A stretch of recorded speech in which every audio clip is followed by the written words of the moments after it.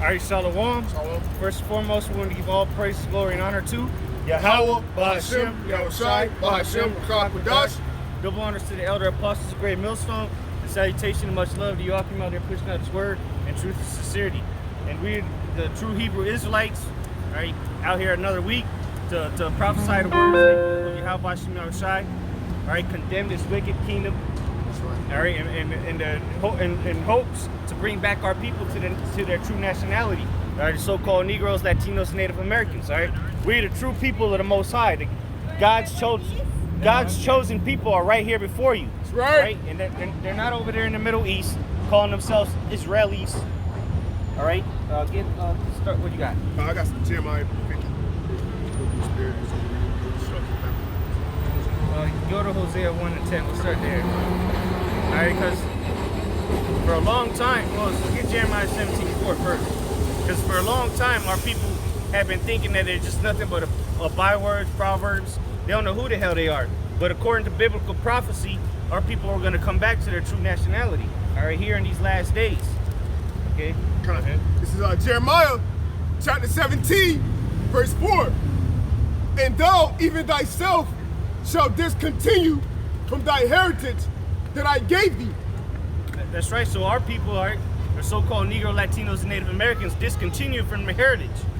All right. So now all they know is that they're Native Americans, Africans, all right, black, Negroes, Puerto Ricans, Mexicans. That's all our people know. Little do they know that we're the chosen people of the Most High. All right. We're royalty. Okay. Go ahead. That's right. And it reads, and I will cause thee to serve thy enemies in the land which thou knowest not. Yeah, so in the land that thou knowest not, man, it's the land where we've been serving our enemies, man. Going back to 1492, almost over 500 years ago, man. Over 500 years ago, we was brought into this land of captivity. Well, the captivity started on this side of the earth, so to say, okay? Beginning in 1492, Christopher Columbus, which his real name was Cristobal Colon, all right? He came over here, and he brought what? He brought nothing but the sword, and he started pillaging our people, butchering our people, and then that's when the transatlantic slave trade started, man. Which was what? Consisted of so-called Negroes, Latinos, and Native Americans, all right? But what? Here in the same place that we lost our heritage, man, that we were held captive, all right? It's going to be the same place where we find out the truth, find out who we were again. Go ahead. And it reads, I will cause thee to serve thy enemies in the land which thou knowest not. Yeah, so in the land that we're serving our enemies that we know it's not, man, all right, it's going to be the same place where we find out who we are. That's right. All right? And it's been happening for a while now, man. Okay, the Lord has been beginning with our elders, okay? We have begun to come back unto the Lord, man. Know who we are. Okay, you got that? Yeah, I got something for you real quick to back you up. Baruch, chapter 2, verse 30. And it reads, for I know that they will not hear me because it is a stiff-necked people. Yeah, the stiff-necked people being the so-called Negroes, Latinos, and Native Americans, man. Everything they hear from us, they turn the ear, man. Everything that Yahweh Ba'ashem Yahushai told them to do, they do the opposite. Yep. Our people are stiff-necked, all right, to this day, to this very day, man. Our people want to do the complete opposite of righteousness because what? They're stiff-necked. And that's why ultimately the Lord set his whole story up perfectly, man. He made his chosen people stiff-necked, hard-headed people so that what? So that he could show his mercy, man, and he could show his power.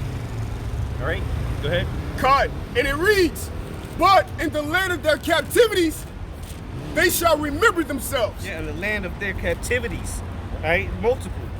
All right, so there's multiple captivities. All right, but what? In those lands, they're gonna remember who they are. All right, that's why you got Israelite camps throughout all the earth, man. All right, you got Israelites waking up here in America, South America, all right, Europe, Africa, Asia, Australia. Yeah.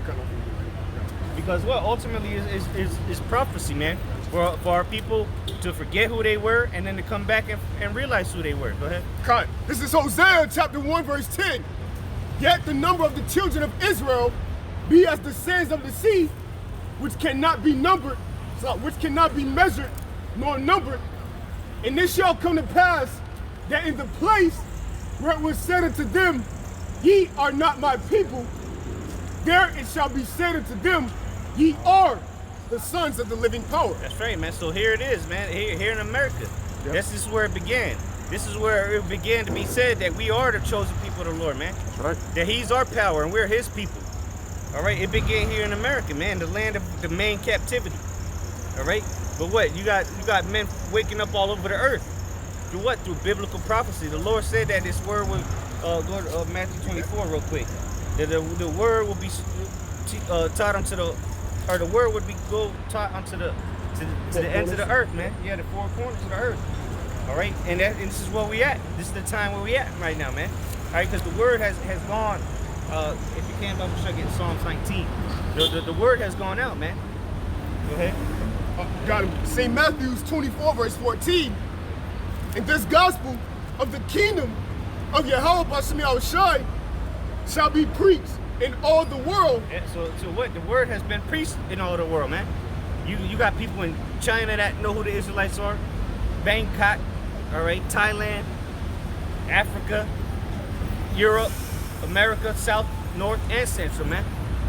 The Caribbean islands, the Pacific islands, everywhere on the planet where they have internet connections, guess what? They've heard of the words of the Heavenly Father, right? They heard of this gospel, all right? And the gospel is the so-called Negroes, Latinos, and Native Americans is going to be the next rulers on this earth. That's right. All right? And this earth is going to be ruled in righteousness under who you ignorantly call Jesus Christ, which is a so-called black man. He's coming back to put people in subjection. All right, so under that rulership, all right, the Israelites are going to reign supreme, man.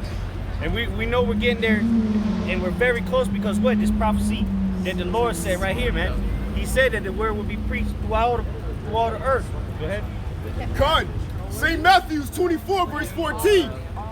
And this gospel of the kingdom shall be preached in all the world for a witness unto all nations. A witness unto all nations, man. That's why the Lord said unto Jeremiah, I'll make you a prophet unto all nations, man. Because what? Ultimately, all the nations got to hear their judgment. It don't matter who they are, man. It don't matter what you drive or how rich you are. All right. Ultimately, the Lord's going to make you hear this word, man. Whether you drive by or whether you click on a video by accident, man. Right? You've heard the word, and now the judgment is going to come according to the word. Go ahead. And then shall the end come. And then shall the end come, man. So now, how do we know we at the end, the last days? Because the word has been preached throughout the earth, man. The gospel has gone throughout the four corners of the earth. So now we know that we at the end of this thing, man. Because it says, and then. So now we're just waiting on these last couple prophecies. All right, the RFID chip. All right, World War III. Yeah, the Jacob's Trouble. Hour of temptation, all that, the race riots, the famine. All right, but how has this word been taught to the four corners of the earth, man? Cool. Via the internet. Go ahead. Let me start. You start at the top. Psalm chapter 19, start at the top, verse 1. You're welcome. The heavens declare the glory of the Most High, and the firmament sheweth his handiwork. Where do they have those spaceship, not spaceship, satellites, man, up in the heavens, man? Go ahead. Verse 2, day unto day uttereth speech, and night unto night sheweth knowledge. That's right, man. So day unto day, man. At any hour of the day, any time of the day, no matter where you are, you can get this word, man. Yep. You got a phone, you don't even need Wi-Fi, man. You can, it don't matter what language it's in, man. You have brothers that do speak in different tongues. You got subtitles. Yep. You got Google Translator shit. You can slow it down and chop it up until you figure out what they're saying, man. There's no excuse. The brothers in Holland did sign language. Sign language, yeah. Even if you can't hear, you can still get the word, man. Psalm 19:3, there is no speech nor language where their voice is not heard. Yeah, sign language is one of those, man. So you just that even unto the deaf ears, it could be heard, man. Verse 4, their line is gone out through all the earth. The line has gone out, man. You look at how the web works, man. They got lines connected to different servers and like that. All right, they call it online. What happens when you go online? You're reaching out to different parts of the earth, man. You might get some kind of station or website set up in China. You can instantly access it through what? Through the online, man. Through the internet, man. How does the internet, like a spider web or a net? How is it how is it being held together, man? Through individual lines, all attached together. And that's what the internet has done, man. And that's what has helped spread the gospel around the four corners of the earth, man. That's what's bringing down this wicked ass society, man. We'll help push it out anyway. If it wasn't for the apostles going on, our apostles going online on YouTube and putting up videos, no, we would still be asleep, man. Through the Spirit, that's not starting to be attacked heavily now. Yeah, exactly. That's right, because the Most High used it already. Yeah, it's used. Now it's time for him to shut it down. Shalom. Psalm 19:4, your line has gone out through all the earth. Throughout all the earth, man. That's how the word was. In Matthew 24 says that the word would be preached into all the earth, man. What's this hell, man? Through that line, man. All right, through the internet. All right, the Lord prophesied about the internet, man. And then now the smartphones and the tablets and that's the Urim and Thummim, man. That's the old technology.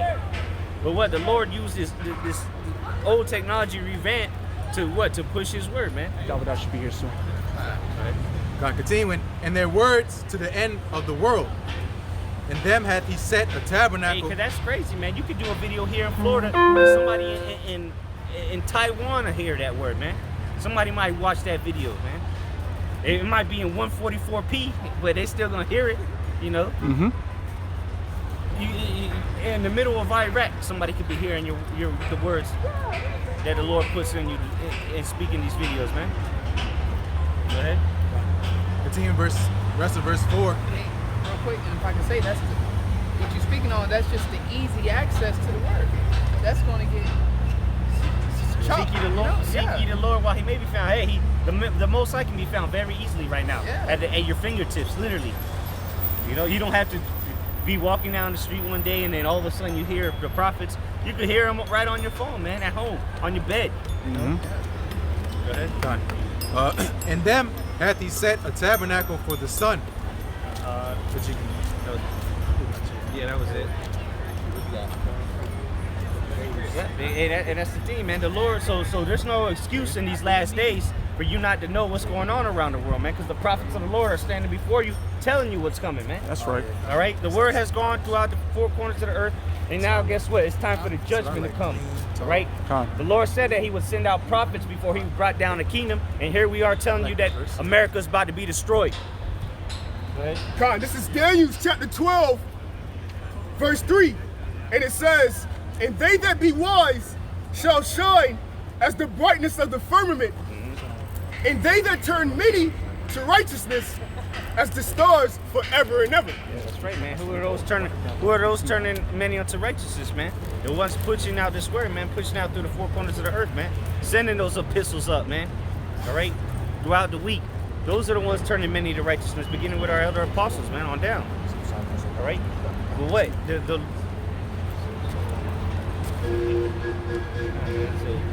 Lord, man, He's working, man. The Lord is working to leading it up to these last days, man. Because right before the destruction comes, all right, a great warning comes, man. Like a hurricane don't just come out of nowhere. All right, you can see the signs. You're getting the warnings that the hurricane is coming. It don't just all of a sudden blow your damn roof off. You didn't know it was coming.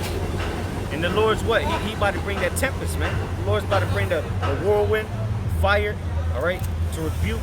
The Lord's got His fury coming, man. His vengeance, all right. And you got people playing around with this word. You got people that know the Israelites playing games with this word, man. Thinking that it's all fun and games, all right. Taking the Lord's name in vain. Yep. Okay. But what? The Lord's finna judge these people real soon, man. That's right. Because what? We're going back to these signs, man. The signs are at hand. It's not time to be playing games no more, man. time to you gird up your loins and do what's commanded of you, man. Yeah, I got a quick one. 2 Corinthians chapter 4 and verse 3. But if our gospel be hid, it is hid to them that are lost. That's right, man. So what? This gospel that's been preached around the earth, the four corners of the earth, it's gonna be hid to who? Those that are lost, man. All right, where you at? 2 Corinthians 4. Okay. Yeah. Read that again. 2 Corinthians chapter 4 and verse 3.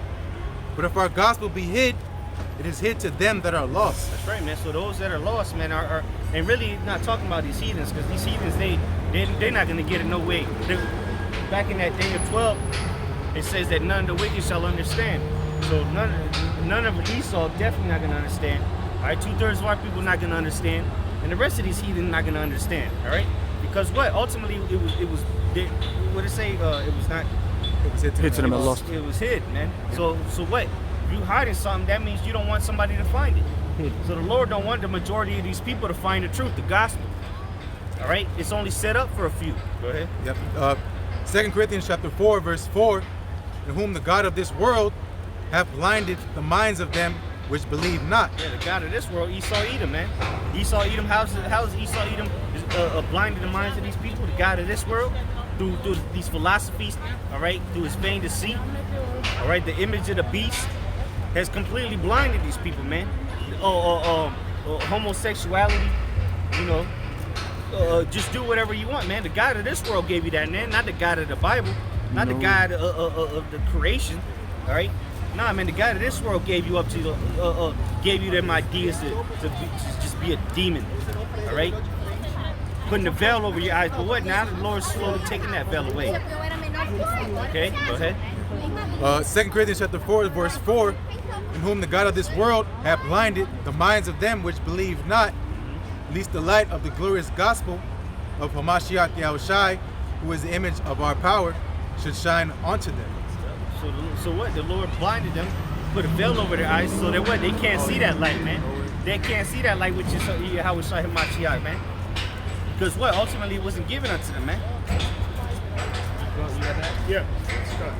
Romans chapter 11 verse 7, and it reads, what then? Israel have not obtained that which he seeketh for. Yeah, so what? The majority of our people, they're not obtaining what they've been seeking for. Like the brother just read, man, they've been blinded. All right, the Lord has allowed the God of this earth to blind the 2/3 of our people, man. Even though here it is, they're the chosen people, the Lord still ain't dealing with them. Get that in Romans 9. What is it, 6, I think? Romans 9 and 6. And we're gonna find out why.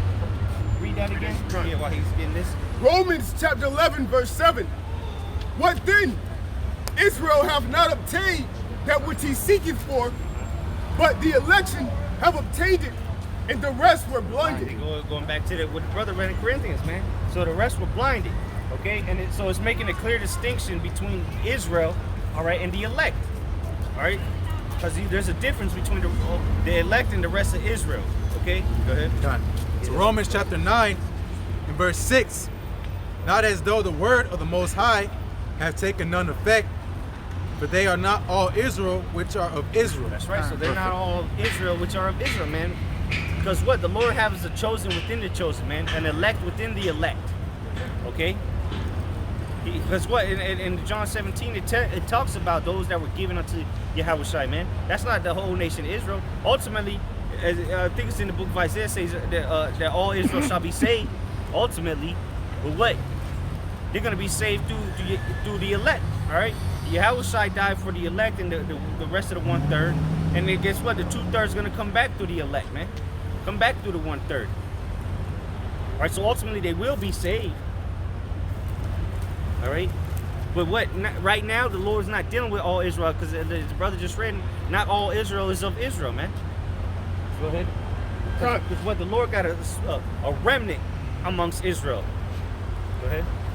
This is Galatians chapter 6 verse 16, and it reads, and as many as walk according to this rule, peace be on them and mercy, and upon the Israel of the Most High. That's right. So there's an Israel of the Most High, man. That's the elect. All right, that's the chosen, man. Within the chosen, the 144,000, the servants of the Lord, prophets. All right, that's who the Lord is dealing with, man. That's who the Lord is giving his mysteries unto.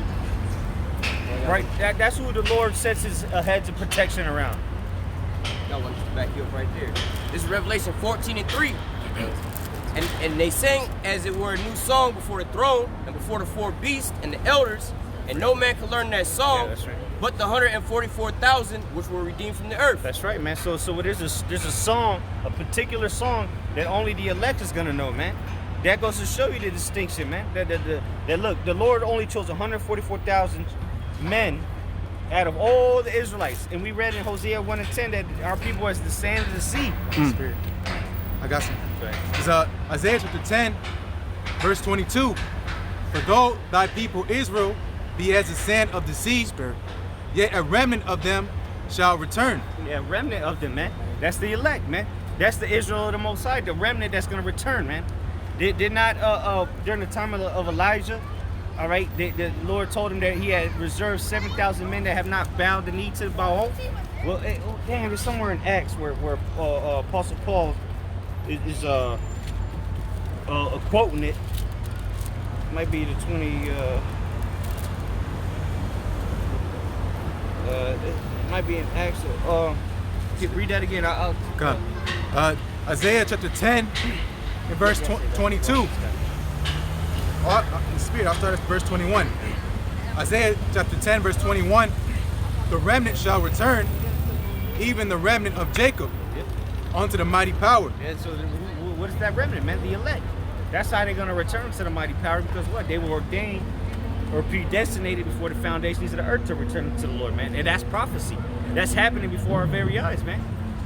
That Hosea 1 we read earlier, 1 and 10, that they're going to learn, it shall be told unto them that they're the people, man. This is happening before our very eyes, because through what? Through that remnant that the Lord set up, man. The Lord set up a remnant so that he can rise the nation back up. All right? Beginning with the tents of Judah, okay? The Lord has begun to rise up his men again, man. The house of David. Go ahead. God. Isaiah chapter 10, verse 22. The scriptures in Romans. For though thy people Israel be as the sand of the sea, yet a remnant of them shall return. That's right. Even though we as the sand of the sea, we're everywhere, man. Our numbers are ridiculous, man. But what? The Lord left a remnant. Even though the majority of our people is doing wickedness, the Lord still left a remnant, which is yeah, you can say the 1/3, but really it's a smaller percentage. The elect, because the elect, through the elect, is going to be the returning. All right. The help of a prophet is not going to return to the Lord without seeing the prophets. That's why he's a help of a prophet. He's seen the prophets out there doing the work. Now he went to help them. Same thing with the women and the children that believe, and the other men that believe. Who they gonna believe on? On the words that the prophets speak, like going back to John 17, man. But what? It begins with the elect, man. Of course, it begins with Yahushua. But what? Then his elect, man. Those are his honchos, man. His head honchos. All right, 144,000 of them. That's a mighty what they call it, assassin crew, man. You know, like King David had assassins, and King Solomon did too. God. Send him hitmen. All right. Well, the Lord got certain men like that, man. That's his elect, the ones that were given unto him, the ones that help him create everything. Which is another term we from the house of David. It's the mighty men. The mighty men. You know, David had mighty men with him. You know, the house of David, like he said, I will raise up that house, the tabernacle of David that is fallen. You know, Mighty men, yeah. Which was 33 of them. Three main guys, and then 30 others. You done on that? Yeah. Let's try to start at like 2. Or just start at the top. This is Romans chapter 11, verse 1. I say then, have the Most High cast away his people? Yeah, have the Most High cast away his people? Because what? We understand that our people are complete degenerates. They've lost their nationality through what? Through their own fault. Because they wanted to go serve their own idols. They want to go after the ways of the heathen. Do this, do that. All right, but what? Has the Lord forsaken? This is something for you Christians. All right. Jesus Christ is Mike right? Tyson This is said. something you need to read right here, man. Go ahead. It says, I say then, have the Most High cast away his people? God forbid. God forbid, man. Meaning no. Nope. All right. Go ahead. For I also am an Israelite Yeah, so Paul is an Israelite. of the seed of Abraham, of the tribe of Benjamin. That's right, man. So the Apostle Paul was a Benjaminite, all right, an Israelite, okay, according to the flesh. All right, go ahead. Verse 2. Yahweh Shai have not cast away his people, which he foreknew. Yeah, so the Lord never cast away Israel, man. This shit feels powerful. Even though he turned his back on Israel, but he never forsook them, man. He never forgot about him. What is that in Micah? Is it or is it Micah or Malachi? Where the Lord changes not? Oh, yeah. Malachi 3, Racist all right? bitch. So the Lord never changed, man. So therefore, he never forsook his people, man.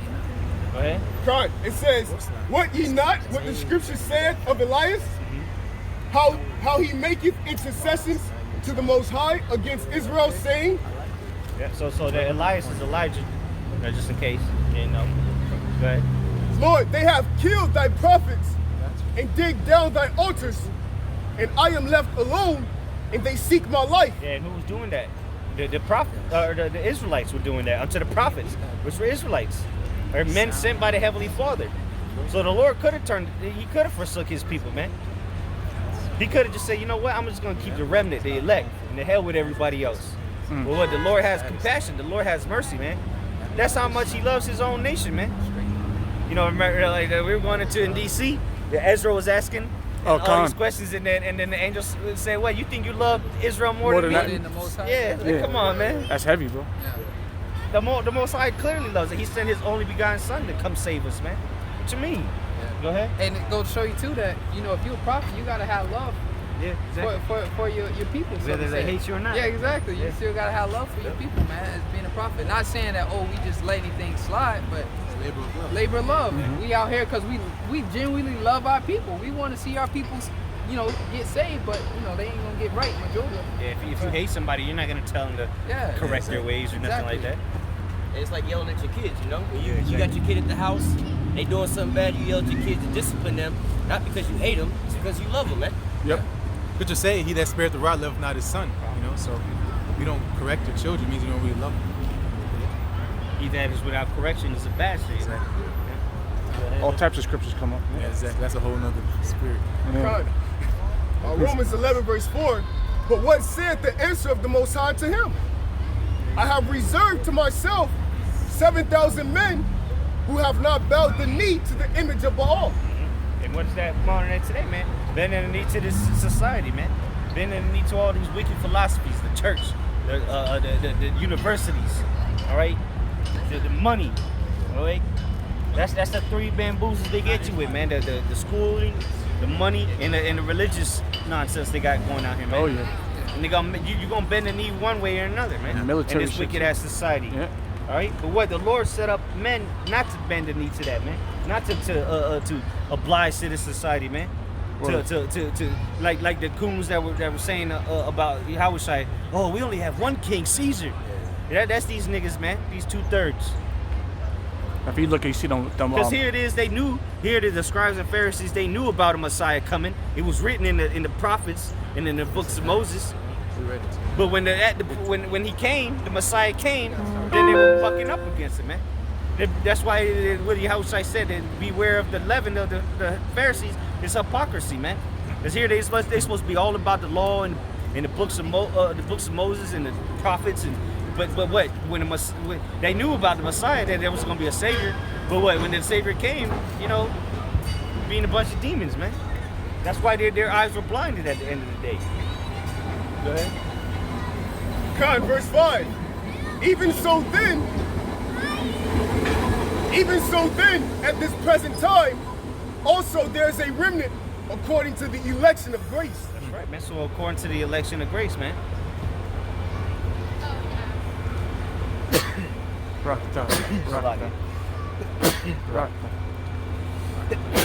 Look. Yeah, so according to the election of grace, man. So the Lord got chosen men through what? Through his election. Somebody want to grab that in Ephesians chapter 1. All right. through what predestination, the Lord has chosen men not to conform to this society, not to want to continue to live a lie, okay? Because this is what you're living. All these people out here, they're living a lie. They go home at night all depressed, popping Xanax to get rid of their to get rid of the depression, all right? Nobody knows what's really going on, man, because what? They're living in a lollapalooza, man, in a lie. All right, and it's always more comfortable to live in a lie than to wake up to reality. But again, the Lord has set up a remnant not to ride this boat out, gently down the stream until the missiles drop. Nah, man, the Lord has set up men to come up out of her. All right. Go ahead. Con, this is Ephesians chapter 1, verse 11. In whom also we have obtained an inheritance, being predestinated according to the purpose of him who worketh all things after the counsel of his own will. That's right. So we've been, Lord's will we those men, we've been predestinated, man, before the foundations of the earth. All right, before the earth was even formed, the Lord gave certain men unto Yahweh, man. Predestinated, ordained. All right, and then every time you come back in reincarnation, the Lord ordains you again in the womb. Before you come out of that womb, the Lord already put it back in you. Look, you don't have to prophesy once again. Same lot. Same thing. You ain't getting out of it.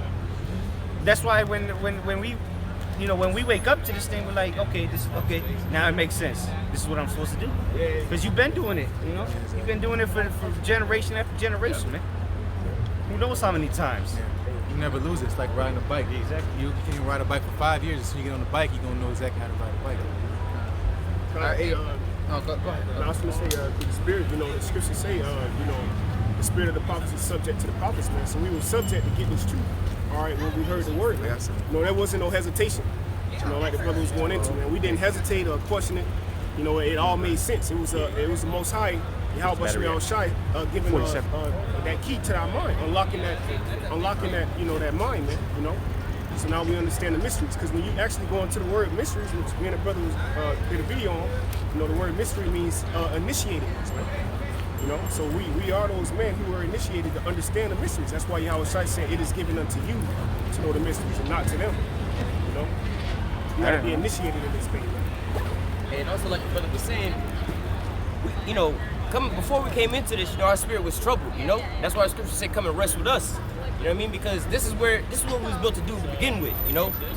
Whether we knew it or not at that point in time, we always knew there was something wrong with this here society, man. Even as a small child, we always knew, man, we don't fit in with this shit, man. This shit's not right, man. Something ain't right about this and that. That's why when we heard this, it just snapped and clicked to us like, damn, finally somebody speak my language now. Finally this and that, man. I'm pretty sure. That's going back to that one song. That's the Revelation 14 you brought up, man. Only the elect's gonna know that song, man. Yep. It's an unknown language to these people. Yep. But for what? To us, is what's the song? The word, man. The scriptures. This is the song. Gospel. Yeah, the gospel, the good news, man. Yeah, they talk about gospel music. This is the gospel music, man. That so-called Negroes, Latinos, and Native Americans are the best people on the planet. That's not good news. Well, it's got. Of course, it's gonna be bad news to somebody. Just like good news making America great again. That's good news for Esau. Bad news for us. Boy, the kingdom of Yahweh outside. That's great news for us, man. Because what? The Lord chose us. Don't blame us. If you want to get mad at somebody, blame the Most High. Go ahead and jump in front of a bus, and then you can get some one-on-one action time with it. Ask them yourself. We don't shoot the messenger. Can you fix that off the screen? I don't know how to get it up. I'll try that. What the hell you do, brother? What you do? What the hell? It's on. It's still rolling. Yeah, it's still going. Right. In spirit. There you go. Go ahead, brother. Got it. So John chapter 12, start at verse 38. That the saying of Isaiah, the prophet, might be fulfilled, which he spake.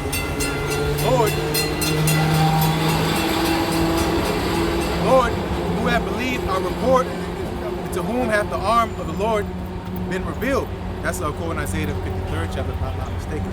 So in verse 39, therefore they could not believe, because that Isaiah said again, he had blinded their eyes and hardened their heart, that they should not see with their eyes, nor understand with their heart, and to be converted, and I should heal them. That's right. So the Lord don't want people to convert. The Lord don't want certain people to convert and be healed.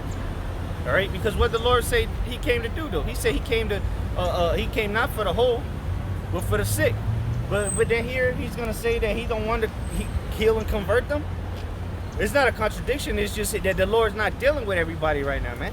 The Lord is only dealing with His elect, man. That's why you got these bougie camps out there, you know, that they don't speak on the elect, man. But the Lord is all about the elect, all right? The Lord only prayed for the elect. In the book of Revelation, it only mentions the elect. And the rest of the 1/3, of course. But and then it doesn't name them like it named the elect. It said 12,000 of this tribe, 12,000 of that tribe, and then a great multitude. You know? But who was the main important ones, man? The elect, right? The ones that overcame, the 144,000.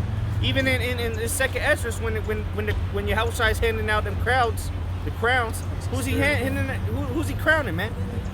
It's because it talks about a great multitude, and then it talks about those that stood stiffly for the name. Not everybody's gonna get a crown, man. All right? The Lord's only gonna reward those that actually fight for Him, man.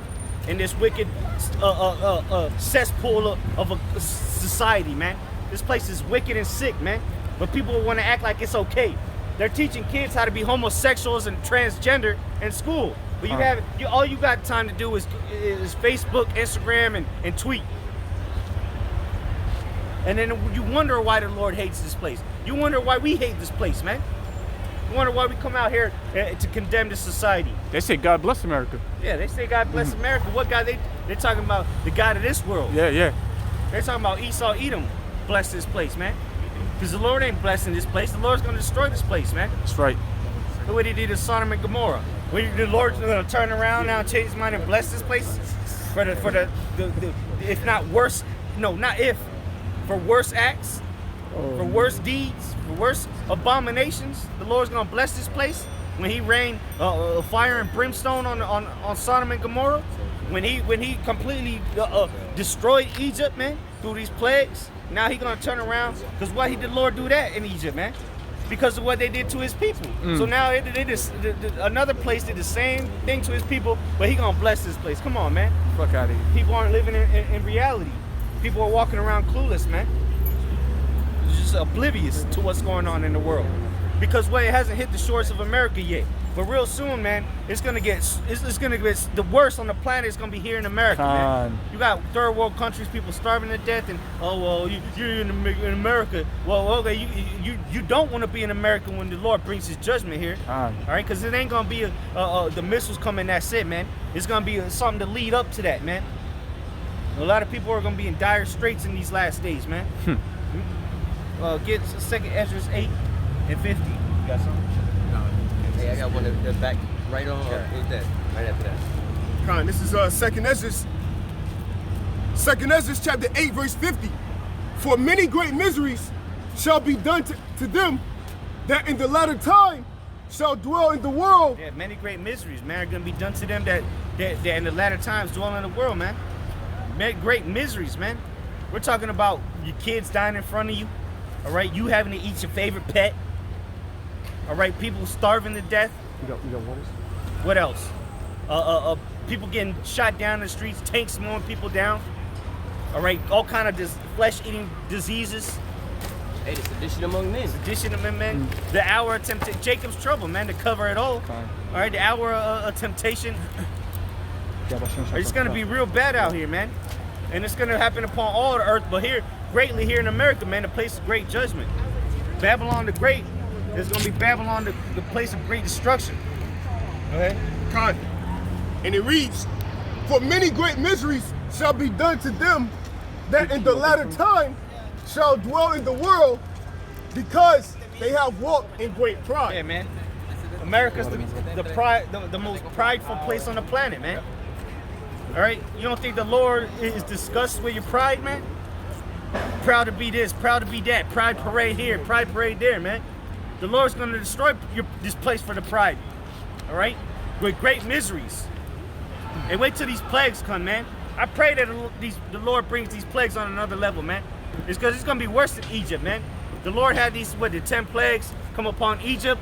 Wait till the Lord brings the plagues upon America. Jeez. All right? Hey, really, you got the plagues here now. Shit, with all the fires that's over there in California, the food gonna get fucked up over there, the weather that's crazy right now, man. All these people just bugging out, killing each other out here right now. I mean, they start reporting on the mass shootings, man. We up at like 300 or 400 for this year, man. Jeez. Mass shootings. So, I mean, just think about the economy collapsing, man. Yeah, but it's light right now, man. Yeah. It's still, people are still, like, take a look around. The Lord ain't turned it up yet, man. Even though the plagues have started, it's not hurting everybody. When the plagues really ramp up, everybody's gonna know it. All at the same time. Yeah, just like in Egypt, man. The fire coming from the sky, the frogs, the water turning red. Ain't no one person was celebrating around that time, man. The firstborn dying. The Lord's gonna bring all those plagues, and then guess what? He got one bigger plague coming, the nuclear missiles, man. That's right. That's gonna be the plague to end all the plagues. The plagues that are happening right now, they don't really understand that it's from the Lord. Yeah, the Lord's like when you boil in water, it don't all of a sudden just boil, over the pan. Nah, it's progressive, man. But the Lord is bringing them plagues, man. He's just slowly turning them up. Yep. I got that word in 2 Ezra 8:50, misery. It's from the late 14th century. It says, state of grievous affliction. Grievous afflictions, man. All right? Grievous afflictions is going to be out here in the streets, man, to everybody. All right? Except if you be of the Lord, man. But what? Everybody's going to be catching hell out here, man. So the best thing for you people to do it is live it up, man. Max your credit cards out. Because the Lord said great miseries are coming upon this place. Go ahead. It says condition of external unhappiness. A condition of external happiness, man. You might be starving, man. You might have your flesh is eating away at itself. You might have broken an arm and can't go to the hospital, man. Your bone might be sticking out. Jeez.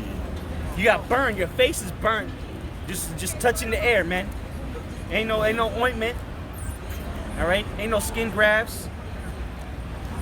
Right? And then somebody might have hit you on the head with a hammer. Now you got a gaping hole in your skull. Infection coming. All right, this is not going to be a comfortable place, man. These last days is not going to be comfortable for you, man. The Lord's going to bring a heavy judgment, and He's going to torture you people for all your wickedness, and all your evil doing, man. All right, especially 2/3 of our people, so-called Negroes, Latinos, Native American. If you want to continue to live in wickedness, then guess what? The Lord's going to torture you, man, according to your own desires, man. All right, the Lord's going to bring out apparitions. All right, your worst nightmares are going to come to life. Thus saith the Lord. That's right. All right. Let's go to 2 Ezra. Isaiah chapter 13, verse 6. How ye, for the day of Yahweh, Bashim Yahushai, is at hand. That's right, man. The day of the Lord is at hand, man. So that's what we're doing, man. We howling. All right? Like a ravening wolf. All right? We're warning the people. But what? These people going to be howling too, man. Yep. When the day of the Lord approaches. When the day of the Lord is here, man. All right? When the chariots fill the sky, when the nukes are coming. All right? When there's a sedition among men on a whole nother level. Because right now you got it around the world, but look, there ain't sedition among men just yet here. Yeah, they're going to be rooting for the same team. You know, go have a drink together later on. Wait till there's a lack of bread. Ain't going to be no cheering in the stands, holding hands. All right, doing the wave. Oh, that's going out the window when there's a lack of bread, man. Yeah, this is done. Ain't going to be no $20 drinks with your buddy Ron from the job. All right? Ain't going to be sharing no sugar with your neighbor. All right? Bringing another sandwich for your co-worker. Nah, man, it's going to be all out man for themselves in that day, man. Killing. And that's gonna be leading up to the day of the Lord. Because the day of the Lord is gonna be darkness, gloominess, man. All right, a day of wrath, fierce anger. Go ahead. It says, and this shall come as a destruction from the Almighty. That's right, the day of the Lord is gonna be a destruction from the Almighty, man. So what are they teaching in churches talking about the day of the Lord is gonna be happy, man? Kumbaya, man. The day of the Lord is gonna be this day of a destruction. Con. A day of destruction from the Almighty, man. That's right. And guess what? On the day of the Lord, all of America's gonna be burnt up. Right. Thermonuclear missiles. That's right. All right. Russia, China, North Korea, Iran, Venezuela, Cuba, name it. They gonna all shoot missiles on this place, man. India. Hey, as a matter of fact, even the EU, man. Britain, Germany. All right. Turn their back on this France. place, yeah. They all gonna shoot missiles on this place. All right. That's gonna be the destruction from the Almighty. The greatest destruction ever to be seen on the face of the earth, man. That's right. Ain't never been nothing like this. Yo, what? Oh, Sluck. Yeah, man. Ain't nothing been seen like a lake of fire, man. Hey, because that technology wasn't around. Exactly. You know? So here it is. The technology is now capable of mass destruction. Hey, now you're going to see some shit you never seen before. All right? Go ahead, bro. God, verse 7. Therefore shall all hands be faint, and every man's heart shall melt. Right, man. So ain't nobody gonna be able to do nothing in that day, man. That's right. When the Lord brings His judgment, your time is over, man. Your call, or what is it? Your card has been called. All right. Ain't nothing, no bunker you can go to, no idol you can pray to. No. That's gonna help you at all, man. All right. Hey, what's crazy is they got the so-called hidden bunkers where they gonna go hide it. But how is it before you was even born, the Most High said that you was gonna go do that shit? So it's still running, man. It's Your right in hiding there. place has already been exposed before you even went down there, man. Before it was even built. Reincarnated. Before you even came back in your reincarnation to be the devil that you are, man. The Lord already purposed you. But go ahead and stack it up with food. We gonna, we gonna enjoy it. Well, that's gonna be the fun of it, man. Well, that was it on that? Yeah. Go to Jeremiah 16. This is gonna be the fun. Go to Jeremiah 16. We'll start at 14. All right, because this is gonna be the fun thing about it, man. Like the brothers going into it, everybody can't be destroyed with the missiles. Who we gonna come and put in subjection? Shit. Yeah. We gotta come, especially you elites. All right, you nobles, you kings. All right, we gotta come get you, dig your ass up, or butt kick down the door. Who knows? We're gonna have fun with it. We can, we just gotta do it. There's no explaining it. Remember I'm talking like, pass me some wine. All of a sudden it's a Jake hand. Hey, come from another portal. Different dimension. Hey, cause they ain't never been in fear in their life, man. They've always been on top, man. So the Lord is gonna reserve them for their spiritual power, man. And they gonna have to see this shit. And they ain't gonna have all they militaries and all these different defenses that they got, man. Cause they gonna be facing spiritual power, man. Yeah, that's what it's gonna be, a power beyond what they can comprehend. Hey, That's why men's heart failing them from fear, man. Not only when the Lord returns in chariots and nukes, but hey, shit. Hey, but we gonna have the power to put the spirit back in them. Shalom. But go ahead and read that. This is Jeremiah. I got a precept back. Okay. Jeremiah. We're gonna read down. Okay, if you can. All right, yeah, okay. Jeremiah chapter 16, verse 16. I started 14. 14, slugging. Jeremiah chapter 16, verse 14.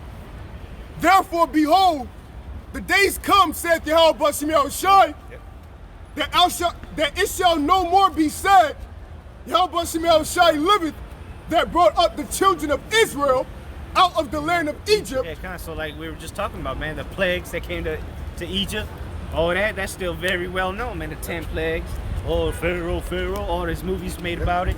It's still very well known. Go ahead. God, verse 15.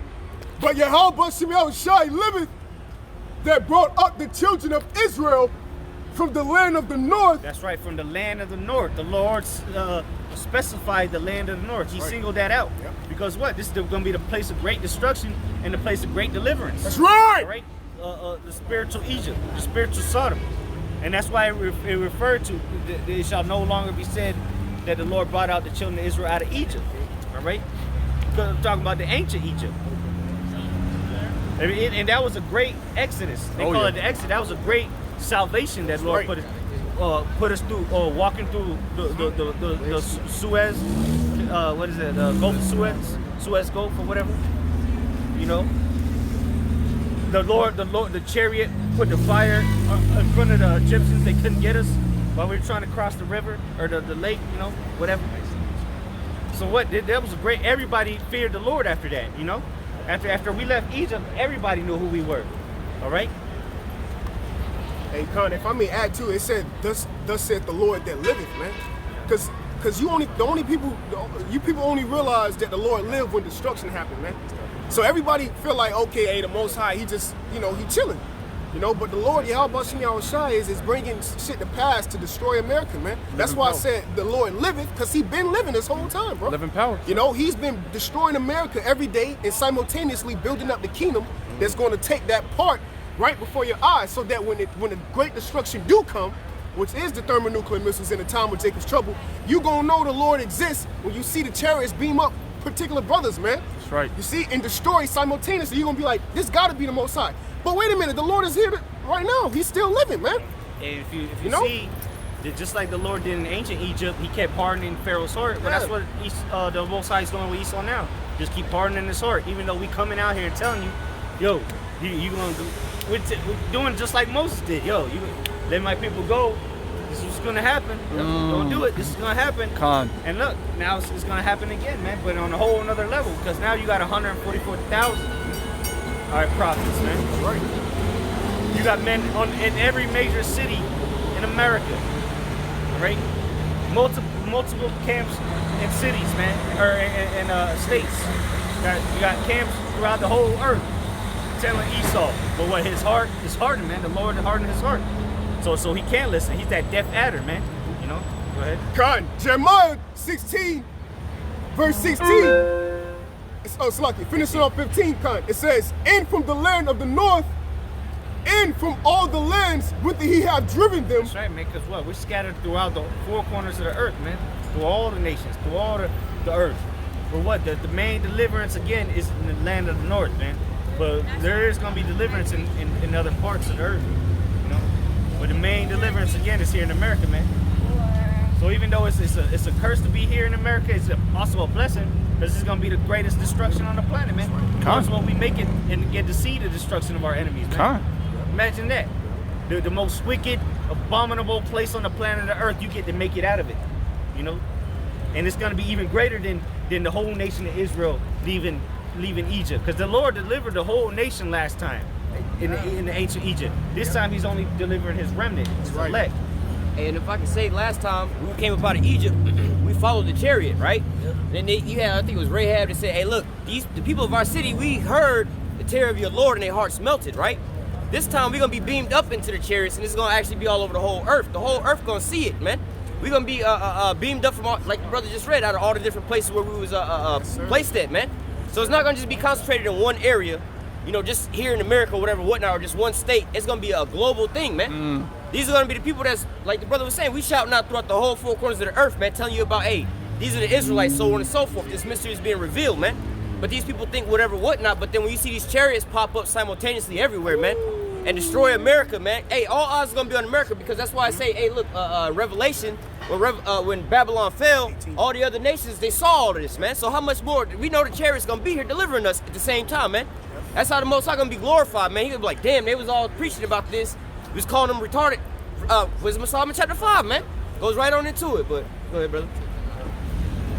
Jeremiah 16, finishing off 15. Well, stop. Oh, finish off 15, yeah. It says, and I will bring them again into their land that I gave unto their fathers. Yeah, so the Lord's going to bring us back into that land, man. That he gave it to our fathers, man. All right, just like he did in ancient Egypt. All right, that that was a precursor, so to say. Because what ultimately we did make it into the land, but what this time only the perfect in the spirit is going to make it out of Egypt, man. Right. And then the rest can come back in the promised land later. And that's a cut saying that you gotta flee Babylon and go back to Israel. You don't gotta do all that shit. Yeah, the Lord's gonna put us there. I mean, if you believe that, you believe it. Buy a ticket to Peru. A lot of people believe it. Yeah, go to Bolivia, if that's what you believe. Go to Iraq. All right, go ahead. Because this is how we were reading on how the plagues or how Egypt, was still talked about to this day through the plagues and whatnot, all the things that happened. Well, now let's see how much more of this place, man. God. Second Esdras chapter 15, start at verse 10. Second Esdras chapter 15, verse 10. Behold, my people was led as a flock to the slaughter. Yeah, because this time Israel ain't gonna make it out, man. The whole nation of Israel. So now they're being led to like sheep to the slaughter, man. Because at least back then the Lord had mercy on them. You're like, you know what, man? You know they'll get right. It was complete opposite. They got wrong in the wilderness, man. First thing Moses saw when he came back down was niggas partying. Just imagine all Israel together partying, making calves. Drinking Hennessy and shit. Yeah, they all come, you know, who knows? But what, Moses was there 40 days. That's a long time for some Jake. Yeah, he gave them a month or some change to do something. Shit. They got bored. Just having parties, man. Living merry. Even Aaron, man. You know, go ahead. I will not suffer them now to dwell in the land of Egypt, but I will bring them with a mighty hand and a stretched out arm and smite Egypt with plagues as before. See, so as before, when was Egypt smited with plagues? After Exodus. It's not an account. So this is prophecy. All right, Egypt's gonna be smited as before because get that in Revelation 8. Real quick, if I can say this, Egypt, once the Lord took down Egypt, they still had a civilization. Like they still was there. I mean, they wasn't like the main, you know, the shit, so to say. But you know, it was still a city. You know what I mean? It wasn't like completely like overthrown to where buildings and you know. Well, conquers. Who did Alexander the Great conquer? Exactly. He conquered that. Yeah, they were still there. Yeah. You know, so if that being said, the Lord would already plague Egypt. You know, because say I will strike Egypt with plagues as before. The Lord would already done it. They just lost their greatness. Yeah, And they just lost this their is height, during so the to time say. of the Medo-Persian Empire right here. You So know?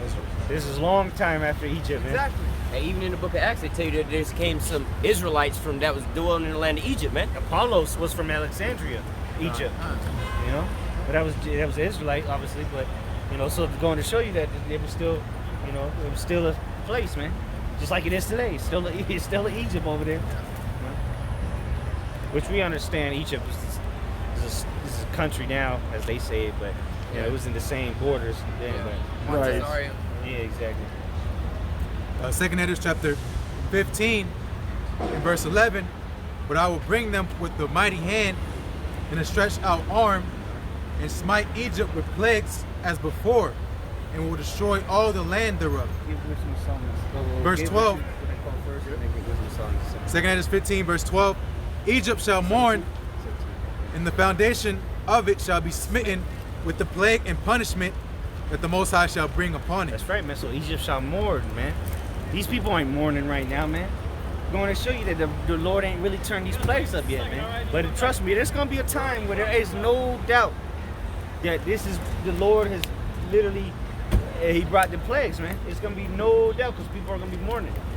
People still have liberty right now to come have fun, you know, waste their money, their hard-earned money, and then just go home and you know, sleep it off.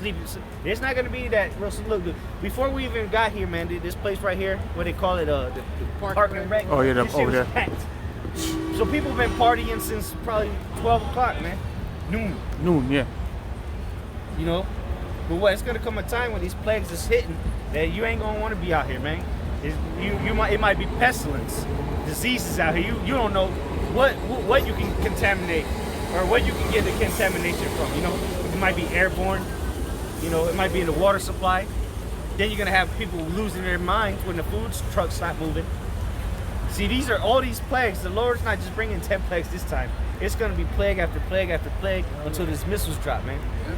And the reason why it's gonna be so worse over here because you Americans are so hip to this technology, this easy, you know, easy going, easy way of life, easy living. You know, Capernaum. You know, thou Capernaum, what is exalted up into heaven? And Capernaum means Capernaum, which means city of comfort. Yeah, comfort. All right, so this is that city of comfort. You know, so it's gonna be a lot worse here than it's gonna be anywhere else. Yeah, you know? this is the comfort. You know how they got a comfort food, but this is the comfort place. You know, come to America, they'll brainwash or not brainwash you. Well, yeah, brainwash you, bamboozle you, deceive you. Yeah, to making you think you're in good case, man. Or you can get a whole meal for $5. A whole meal. You get a cheeseburger for $1, maybe 79 cents. Oh yeah. Get fries. Come here to get fat. And it only takes 3 minutes to get. come on, man. This ain't comfort for these people in the world. Because what everybody, especially here in America, they want convenience, all right, instant gratification, all right. But what when all of that is taken away from them, like you ever seen them guys that pull the table sheet and the cups are still standing? Well, that's not what's gonna happen here. The table Everything's sheet's gonna come off that everything bitch. coming with it. The table, the legs are gonna collapse. You know, Hey, but this week's finished, man. speaking of that comfort, here in America, this is a country where you can come to America and do whatever you want to do. Like, brother did a video about these women over in a different country. You know, they have like women's rights or whatever. Like, you know how the Middle Eastern people live, right? Talking about the one I just- Yeah. But nevertheless, they come over here. You know, you had that one girl, the porn star chick, right? And then the other model chick, the Kim Kardashian from over there, right? They came over here to basically be whores and sluts because you free to do whatever you want to go do. Like the little children, if you want to have a sex change, you free to go do this. You make whatever make you comfortable, man. And that's what's really destroying this here place, man. It's trying to comfort everybody in whatever they want to go and do, man. Your little 3-year-old say, I feel more comfortable doing this and that, and you got to make him comfortable and do it. And if you don't, if you take him out of his comfort spot, then hey, you a problem, man. Because everything is just all live and let live, but ultimately it's destroying people, man. They killed that chick though, right? I don't know. The family said that they was trying to, but you know. Oh, okay. But it's to show how they trying to leave their country, their family, and their heritage to come over here to so-called be comforted, and the wickedness that they want to go do, man. It's not true comfort, man. You know what I'm saying? You let somebody be comfortable going over there and doing as much heroin or cocaine they want to go do. It's ultimately gonna kill them. But true love is to be like, hey man, you don't want to be doing that, man. You can't just let somebody go off and because it's comforting them to just go be wicked. If somebody want to go like, hey, I feel comfortable going on the mass shootings. Nobody would agree with that, man.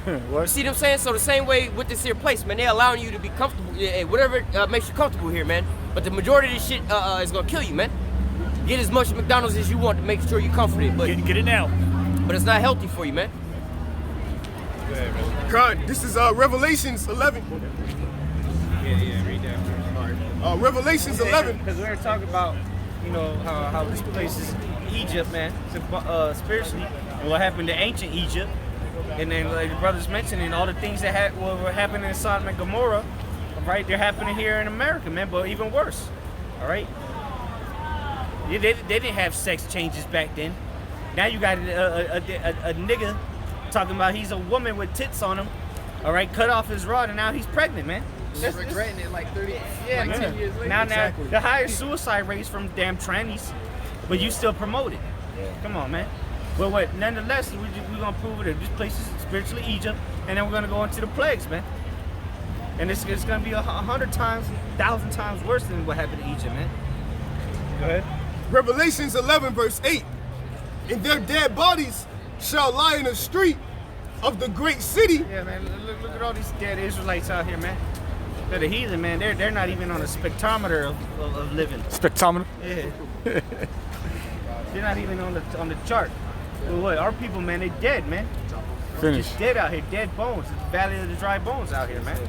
Yeah. These people ain't living. These people ain't living. They don't know. These people ain't lived one life in their lived one day in their life, man. Yeah, they just lost in the sauce. To getting ripped off, getting banged out, through their jobs, and they think they living, man. Hey, to back you up to prove the point you was just saying, Ezekiel 37. All right, because we was dead at one point in time, but how did we become living, man? Coming back to the scriptures, man. So the rest of the people, they still in the congregation of the dead, man. The walking dead. And that's why this scripture says, how does it go? It's better to something than to stay in the congregation of the dead. Oh, he that wandereth out of the way of life shall remain in the congregation. Okay, yeah, because what? Like the brother said, the congregation of the dead is following after the ways of the heathen. Because it doesn't mean you're going to be dead. You're in a tomb full of bodies. No, it means that you're in the congregation of the dead, meaning that you're following after the ways of the heathen. You're doing the ways of the dead. Yeah. Right? When you come to this truth, you take on life. So when you get that scripture, Baba Kashaw, when you brothers get that, remain in the congregation of the dead. You got it? Come, because that's what that's talking about. All right. Because if you, like the brother quoted in Ezekiel 37, man, if you don't have the life, man, you're dead. You're just dry bones. All right, the valley of dry bones. You're dead. You don't have no sinews in you. You don't have no flesh. You just in the Come on, go ahead, read it. It's right?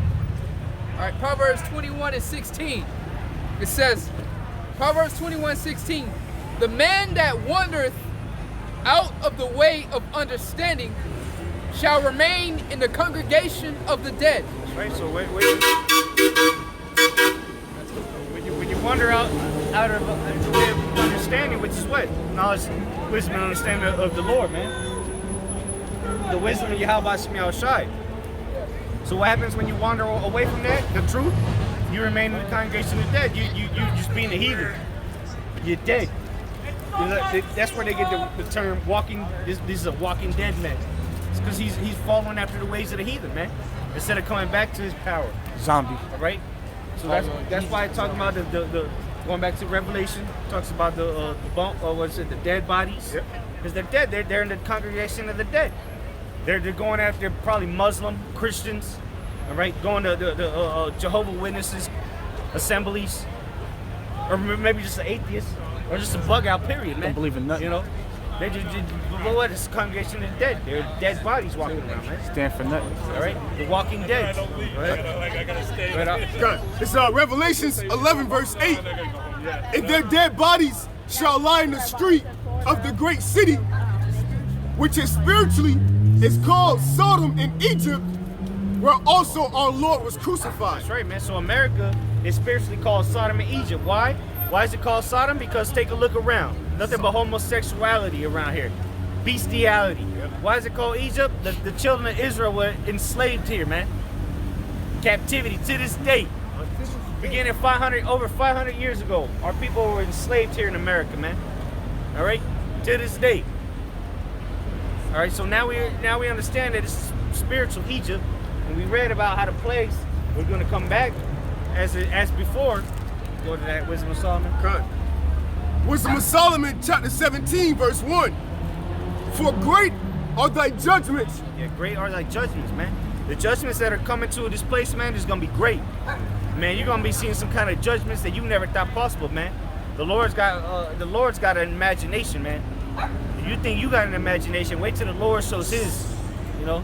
And all these people are dying, and you might not see a person die the same way in the time of Jacob's trouble, man. Dang. Some nigga might get shot in the head, another dude gets shot in the foot and bleeds out to death. The next guy gets his head cut off and gets run over by a minivan. You know, who knows? The Lord's just gonna keep them coming, man. All kinds of deaths. They have people's stomachs explode, you know, from probably eating some poison and shit. Go ahead. God. Revelations. Wisdom of Solomon 17, verse 1. For great are thy judgments, and cannot be expressed. It cannot be expressed, so that's it again. Can't put it in words. We don't even know, because we can't express how great the judgments of the Lord is, man. No word in the English language. When you see these judgments that the Lord's gonna bring, you're just gonna be speechless. Ain't gonna be able to say nothing but keep it walking, and maybe the Lord put the spirit on you to laugh, you know. And they used to have a show called like A Million Ways to Die, or some shit like that. Thousand Ways to Die. It's gonna be 1,000,001 ways to die. You're gonna be able to choose one, man. And that show used to be bugged out. It was like you never even thought a motherfucker would die like that, man. Die on a toilet. Motherfucker, a bee flew down his throat. He choked and died off of that shit. You know what I'm saying? Like that. Yeah, it's gonna be like some final destination. Final destination shit, man. It's gonna be the angels of the Lord gonna be doing work out here, man. Man, they're gonna be unscrewing bolts. Yeah. You know, like the first final destination. Just climbing the ladder out and he got saved from the head thing. And then, the apartment caught on fire, and then he made it down the fire escape, slipped on the spaghetti that he threw out, and then the fucking ladder came down and crushed his head, man. That was beautiful. Go low. Hey, but what? You can't explain that. Like, you can't explain. How the hell did it just happen, man? He got home, threw the spaghetti out, lost the watch, tried to get it out. That almost fucked him up. Started the fire, went down the fire escape, slipped on the spaghetti he threw out when he got in, man. Hey, That's something the Lord would do, man. I got a final destination one for you right here. Amos 5:18. Woe unto you that desire the day of the Lord. To what end is it for you? The day of the Lord is darkness and not light. That's right. So what? The Bible says, "Woe unto you that desire the day of the Lord," because a lot of people think it's gonna be, you know, they've been watching too much movies, man. Too much all dogs go to heaven, and you know they just think it's gonna be all right. They think that The day of the Lord is gonna be all right. A pre-tribulation for everybody. Yeah, you know, man. we're not gonna be here when this comes, man. Yeah, he gonna be coming down with wings flapping like a butterfly. just handing out cotton candy. Nah, man, it says, woe unto you that desire the day of the Lord. Is what? Dark and what? It says, Or gloomy, something like that? it says, the day of the Lord is darkness and not light. Yep, darkness and not light, man. Let me get the next one. This is that final destination. As if a man did flee from a lion, and the bear met him, or went into a house and leaned his hand on the wall, and the serpent bit him. Yeah, so going to show you, man, there's no escape from the judgment of the Lord. What it say? The judgments of the Lord, right? In that wisdom song. So it don't matter what judgment you think you escape, there's a worse one waiting for you. If the Lord wants you to go down, you're going down. When that number gets called, you can't leave the building. The doors are sealed. Yep. And really, you're not really escaping death. You just being terrorized before you get put to death. Because the Most High knew how you was gonna die anyway. Though it tarry. Wait for it. Wait It shall for surely wait come. for it. The Gonna Most High get it. finna just hey, he about to lay it down, but he gonna really torture your ass before it happen, man. King of terrors, That's man. why I talk about those that's gonna die in the lake of fire. You know, hey, they really got it worse than everybody else because they got to go through all this other shit, man. The sword, the famine, all these plagues, the pestilence. Still make it and then die. Still make it, man. And not knowing, you might have a mother or a father and a family full of 5 or 6 kids, man. Week after week, one of the kids get killed, another one get another one tortured, die, yeah. something else starve to death. They get this disease. I mean, you see your whole family, you know what I'm saying, get uprooted, and lo and behold, at the very end, your ass make it through all, you know what I'm saying, you see some kind of way out. And you think you finna get there, and all of a sudden the missiles come touch your ass, man. Touch. That's just it, man. You didn't make it quick enough. Strange calamities. You gonna know? God, Wisdom of Solomon 17 verse 1. For great are thy judgments, it cannot be expressed. Therefore, unnurtured souls have erred. Unnurtured souls have erred, man. Yep. Because what? They think that the lower judgment, man, is not gonna come to them, man. Because they're unnurtured, man. Yeah. But what? It ultimately comes to, though, a judgment against the evil works not executed speedily, man. Go ahead. Con, verse 2. This is gonna get good. Con, verse 2. For when unrighteous men thought to oppress the holy nation, they So unrighteous men to oppress the holy nation, man. That was the Egyptians, the ancient Egyptians. Now who are the modern day Egyptians? The Edomites. All right, Esau, Edom, the unrighteous men, oppressing who? the holy nation. The holy nation. Who's the holy nation, man? Deuteronomy 4:6 will tell you that. A holy nation. All right, a peculiar people. Kill your people. Go ahead. That's right. It says, they being shut up in their houses, the prisoners of darkness, and fettered with the bonds of a long night, Yep. lay there, exiled from the eternal providence. For while they supposed to lie hid in their secret sins, they were scattered under a dark veil of forgetfulness. Damn. That's when that Passover, man. That's when the Passover came, right? That death angel was about. Go ahead. Being horribly astonished, We're horribly astonished, man. Damn. And we're horribly astonished. Not just astonished, horribly astonished, man. You could hear the people crying in the distance. Con. Apparition Wailing. in the dark. That's coming up. Yo, Watch it's this. coming. Yeah. Con. Go ahead. Spoiler. in trouble with strange apparitions. Strange apparitions, man. Things, your worst nightmares, Freddy Krueger. And he's scratching at you. all them things. Because when you see in your dreams, it's either something you've seen or something that the Lord puts in your mind. So guess what? The Lord is gonna, just like hallucinogenics, like acid and mushrooms and LSD. People actually see shit. You might not be able to see what they're seeing, but they're actually seeing it. It's actually there. And those are those apparitions the Lord is going to bring back in them days. Those are demons manifesting themselves to certain people. And that's what's going to happen again, man. But you ain't going to need no drugs. The Lord is going to bug you out. Your worst nightmare. It might be spiders. You think you got spiders all over you, and everybody's like, people looking at you like you're crazy. Those are your apparitions. Matter of fact, if my brother could look up the word apparition. Yeah, the etymology. Read that again. God. Yep. This is our Wisdom of Solomon, chapter 17. Heavy on Revelations. It's the revelation right here. God, that's right. Really? Revealed. That's right. Wisdom of Solomon, chapter 17, verse 3. And it reads, For while they supposed to lie hid in their secret sins, they were scattered under a dark veil of forgetfulness. Being horribly astonished, and troubled with strange apparitions. God, man, so horrible apparitions, man. Horrible. Ghostly figures. Hey, and to back the brother up, that word strange, it says, apparitions, it says in the 1611, or sights. And what come to mind is that movie, one of the movies that, you know, when I was growing up was it used to bug me out. The 13 Ghosts, yeah. Yeah. All right? So, yeah, brothers ain't seen that, man. Check that movie out, because it go right into what the brother was saying. You can actually, you can't see it, but that person could actually see that shit, man. Like, it was one time that she was getting ready to take a shower, all right? And she turned the water up, turned the water on hot, a bath, all right? Yeah, and she thinking it was water, but it was fucking blood, man. Oh, and shit. it was somebody somebody sitting in that bitch naked, man. Yeah, another good movie is Jacob's Ladder. Shit bugged out. I mean, brother, see, it's an older movie. It's an old one, It's yeah. a good, Apostles that talked about it a couple times. Real good movie. Check that out. You're gonna see what the apparitions were. If I can say this real quick too, the scripture say the masses shall die of famine.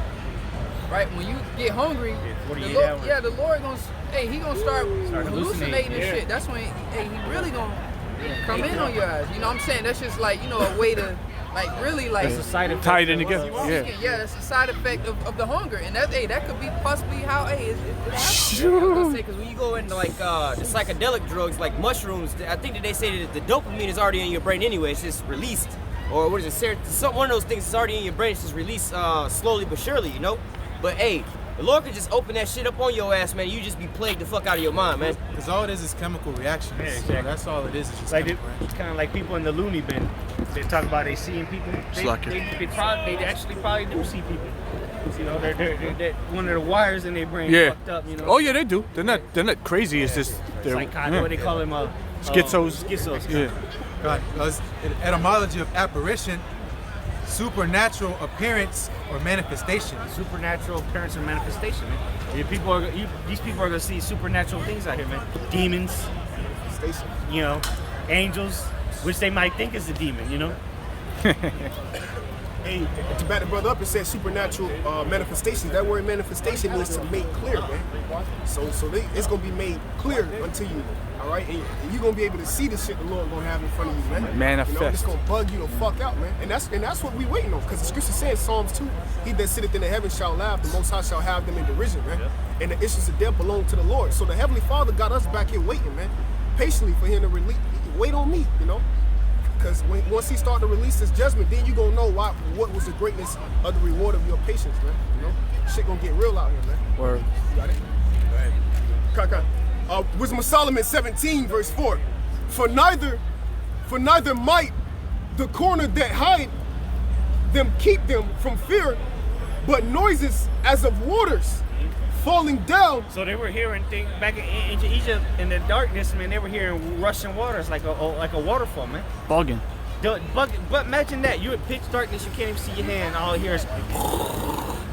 I was telling brothers one time, man. That's one of the worst tortures, man. When you're in a pitch dark room and all you hear is noises. I told brothers that I'm gonna have Esau's torture chamber like that. I'm gonna put him in a pitch dark room for 3 days straight, no water, no nothing, and just have crows for them 3 days straight.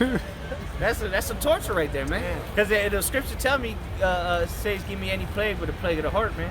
I mean, the plague of your mind, you go crazy after that, man. And they actually got a room like that or they did in Iraq. All right, it was a little room, a little small little closet, man. They had this little red light in there, or whatever, whatnot. And they throw you in there. You just hear all kind of other people getting tortured around your ass, man. But then you also have a technique that, like the brother's talking about the waterfalls, right? The CIA does called waterboarding. And if you see somebody get waterboarded, it's not really all that bad. They just lay it down and just pour some water over their face under a goddamn sheet. But the person under the sheet think that they drowning and shit, They basically, their mind is playing tricks on them. They think they drowning, like, no, you're just getting water splashed on your face the whole time. They're safe, yeah. But they actually, they bug the fuck out off of that, man. That's actually a reflex. No, sir. No, thank you. That's actually a reflex for the body. When that waterboarding shit. Yeah, they exploit your body. you. Yeah, your body is like reflex to that, Trying to get away from it. try to get. It thinks you're drowning. So That's a horrible that's a feeling. horrible feeling. Because what's worse than torture is the anticipation or the fear of torture. Or- Because eventually your body will go numb. But if you keep scaring someone with torture, that's what'll bug them out, You're not actually doing it, but you're scaring them it's gonna happen. Go ahead. Continuing on, verse 4, Wisdom of Solomon 17, verse 4. It says, for neither might the corner that hide them keep them from fear, but noises as of waters falling down sounded about them, and sad visions appeared unto them with heavy countenance. There you go, man. Sad visions. Keep going. God, verse 5, no power of the fire might give them light. See, not even fire could illuminate in that thick darkness that they were seeing, man. Or they weren't seeing, whatever you want to say. But it was so thick darkness that not even fire could give them light, man. So imagine when that happens out here, man. That's the darkness you can feel, man. Cut with a knife. Yeah. It says, neither could the bright flames of the stars endure the lighten that horrible night. Yeah, so they couldn't even see stars, man. That's how pitch dark it was. That's that thick darkness that came upon Egypt. And now it's gonna be spiritual and physical out here, man. Because when all the lights shut off, all right, the Lord start blocking out the skies. All right, what do you think it's gonna be out here, man? Pitch darkness, man. Now you can see, like, if you live in the country or something, you might still see the city lights in the distance, man. Or some stars. Stars, yeah. You ain't even gonna be able to see stars, the moon, nothing. Go ahead. Verse 6, only there appeared unto them a fire kindled of itself, very dreadful. For being much terrified, they thought the things which they saw to be worse than the sight they saw not. Yeah, exactly, man. So the things they saw, they thought it was worse than the shit they didn't see, man. And they couldn't see nothing. So the apparitions they were imagining, they didn't really see them, but they were considering that worse than what they didn't see, man. God. If that makes any sense. God. A lot of sense. Go ahead. A lot of bugged out shit. Yeah, too much sense, yeah. Verse 7, as for the illusions of art, this is where magic? Magic, yeah. Spelt all weird. Yeah, Wisdom of Solomon 17, verse 7. As for the illusions of art magic, they were put down, and their vaunting in wisdom was reproved with disgrace. Because what was happening prior to that? All the Magites, all the wicked niggas, the witches, the warlocks of Egypt, they would reproduce what Moses would do. He threw his staff down and made a snake. They threw two down and made two snakes. But the spirit, that goes to show you the right hand power is stronger than the left hand power. Because the left hand power can do miracles. They can do crazy shit, magic. That's why they call it magic. Well, the right hand side can do the same thing but better. That's why Moses' snake ate two snakes. Time. And then they turned the water red as well. So but when this came, they couldn't do nothing. They couldn't do nothing against it.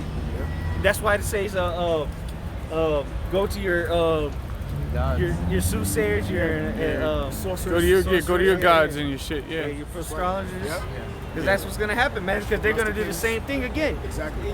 There's modern day Egypt. They're gonna go to their wise guys to see what's going on. Try to get an explanation. No about answers. Because that's what these heathens. They're technical. They don't care that the Lord did it. They don't want to know how the Lord did it. So they get down. Especially now, Esau got it down to the science, literally. But what before they would use the magic, the dark magic or whatever. That's the real thing, That's why even to this day, who are the only ones that be rocking stones and incense like we do? The witches. Because they know it's on the left hand side, but we using it on the right hand side, in the right. Go ahead. Con. Verse 8. For they that promised to drive away terrors and troubles from a sick soul were sick themselves of fear. Here it is, yeah. Here it is. The guys that they would call to fix everybody else. They're sick. What say? Sick with fear. Yeah, sick. Yeah. So how they supposed to help anybody, man? That's what's gonna be the wise men of this society, man. Right. Hey, there's an account in the scriptures when Saul wanted to talk to Samuel, and he went to the witch, right? The witch. Now the witch, so-called, divined up a spirit, but then when she actually seen the spirit, she was bugged the fuck out.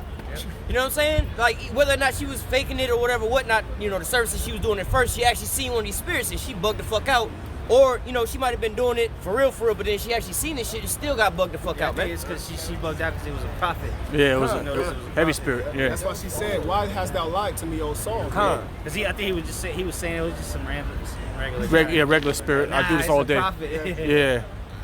Worked out. And the prophets only get the rest when they with the Lord, so shit. You wake them up out of that, you Yeah, know. you calling back here? He said, "What you gonna be with your son today? Don't worry, you gonna be with you and your gonna son be gonna be with with me." me. Yeah. Should left me at home, man. Hey, but that's what you was just talking about, man. You trying to go to your soothsayers or your witchcrafts and Santeria and all this different stuff, man. You gonna be scared of the fucking the message your ass get. You know what I'm saying? You doing your little rituals or whatever, whatnot to prevail. Then all of a sudden the message come back bad. Be like, yo, your ass is grass today. If I can say this real quick, a little bit off topic, but it's real quick. That's the scripture to prove Job the 3rd chapter. When they say all go to one place. Yeah. I was thinking But that Saul too. was wicked. Yeah. You know, but what the prophet said, you gonna be up here with me. So even though he's wicked, well, you still gonna go up there with me. So all go. All back to spirits. the spirit. Yeah, all spirits go to the same place. Con, reading on, verse 8. I'll start from the top. Wisdom of Solomon 17, verse 8. For they that promise to drive away terrors and troubles from a sick soul were sick themselves of fear worthy to be laughed at. You ever see somebody so afraid you laughing at them, Hell man? yeah. Like, look at this bitch ass nigga, man. Hey, look at Hold people it up in the fetal position. Scared of a puppy and That's how shit. the wise guys, the guys that's supposedly gonna have the answers, gonna be, man. That's what the scripture say. Even the mighty men shall cry their bitterly, man. The people that these people esteem so highly, like say, what's this dude? Stephen. Yeah, Stephen Hawkins. They're gonna go to him for answers, man. He got This the nigga can't answer. even wipe his ass. You ain't got the answer, Stephen Yeah. Hawkins. But what else? You got you got all kind of nonsense that people would look up to. Oh, he got the answers.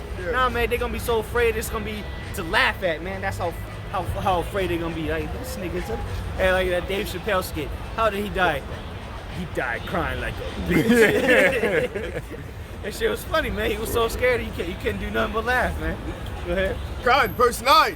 Hey, but who gonna be this time? Who gonna be the ones laughing? Exactly, man. Lord gonna be mocking you through his prophets. Go ahead. Verse 9. For though no terrible thing did fear them, See? Keep going. yet being scared, See, so no terrible thing did fear them. They really were not in no danger. They weren't in no danger. That's why it's gonna be so funny. Cause they're not. You just look at. You ever seen a bum bugging out on some flocker or something? I was about to say flocker. That's what it's gonna look like, bro. It's so he's in fear, but it's funny because there's no danger. You know what I'm saying? But he actually fears for his life. You know. Putting himself in danger. hey, the example on Friday, man. Yeah, when he was bugging out. When it was the Smoking tweaking. chicken coop. Yeah. Read that again, though. That's what it's gonna be, man. You're gonna see a lot of people just screaming in corners while you hear gunshots. You know. He needs some milk. He needs some milk. Get the milk now. Yeah, you couldn't get in the road. He gonna need it in that day. It's gonna be too late. Too late. It's gonna be a sad day. Sad business. It says, for though no terrible thing did fear them, yet being scared with beasts that pass by, Shit. and hissing for serpents, hissing of serpents, they did for fear, denying that they saw the air. See, so imagine that. You can't see nothing. All you hear is beast, or a tiger next to you, or a serpent, Hyenas laughing and you shit. know, a rattlesnake. Horrible shit, man. Yeah, hyenas laughing at you. That's gonna be some scary shit. Go ahead. Con, it says, in hissing of serpents, Hyenas, yo. they died for fear, They died Heart attack. from fear. damn, Go ahead. denying that they saw the air which could of no side be avoided. Yeah. So they took it to the grave. They took their error to the grave, man. But what? Dying from fear, man. So now you understand why the Lord said there's gonna be men's heart failing them from fear. That shit. Because it's leading up to the Lord's return, man. Because when they see them chariots in the sky, you guarantee lots of people are gonna die. Bowels will Because be empty. it's not gonna be just lights in the sky. You're gonna see the detail of the ships, man.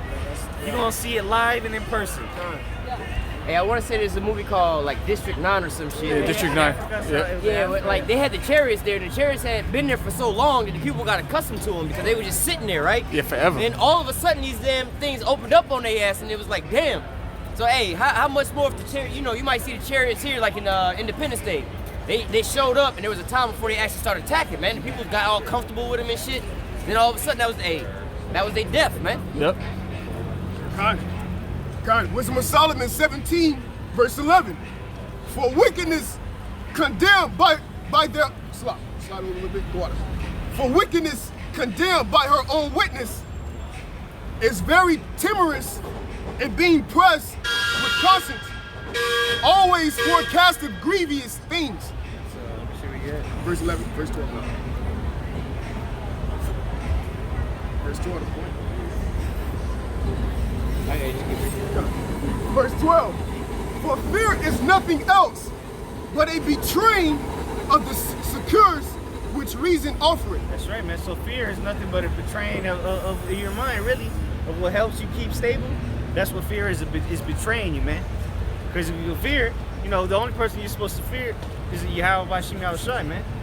But what fear in this in the flesh is really betraying you. Like, oh, I'm afraid to jump off this diving board. You're just gonna splash into the water. But what your fears are betraying you, man. And then, so how much more when it's on an all-time high, you know? When you can't hear, you can't see what you're hearing, or you can't hear what you're seeing, you know? That's gonna be some scary shit. All hell's breaking loose. And then you just fear every sight, man. Every corner you got fear. And that day it's gonna be for a purpose, though. You know, you're gonna have a reason to be fearful then. Go ahead. God, verse 13. And the expectation from within being less, counted the ignorance more than the cause which bringeth the torment. Yep. So what you make it worse than the cause of the torment, man. That's why we said the waiting on the torture or the anticipating the torture is worse than the actual torture. Read that again. That just tells you it. God, verse 13. And the expectation from within. The expectation from within. You're expecting to be tortured, right? You're expecting to be put to death. You hear all kinds of shit. You can't see it. So you're expecting something horrible, right? Go ahead. Being less, counted the ignorance more. Yeah, so it's being less, but it's going to be counted more. Go ahead. Than the cause which bringeth the torment. The cause that brings the torment, man. So what? Even though it's less, what you're thinking and what's bugging you out is actually less. But what? It's going to be counted more than the actual torment, man. Meaning anticipating it is going to be worse than actually getting it towards you. Yeah. You're anxious. You know, get it over. Whatever comes upon you, torture, plague, pestilence, sword, you know, ravished, whatever. You know, the Lord got you go through, beaten to death. It's like it. Go ahead. Verse 14. But they sleeping the same sleep that night, which was indeed intolerable. So check this out. Now it's going to talk about Israel.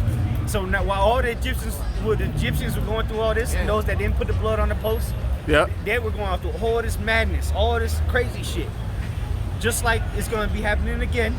Now let's hear about the ones that were safe because they put the blood on the post of their door, just like Yahushai covered us with his blood. Let's see what they were doing, the ones that were covered. Go ahead. God, Wisdom of Solomon.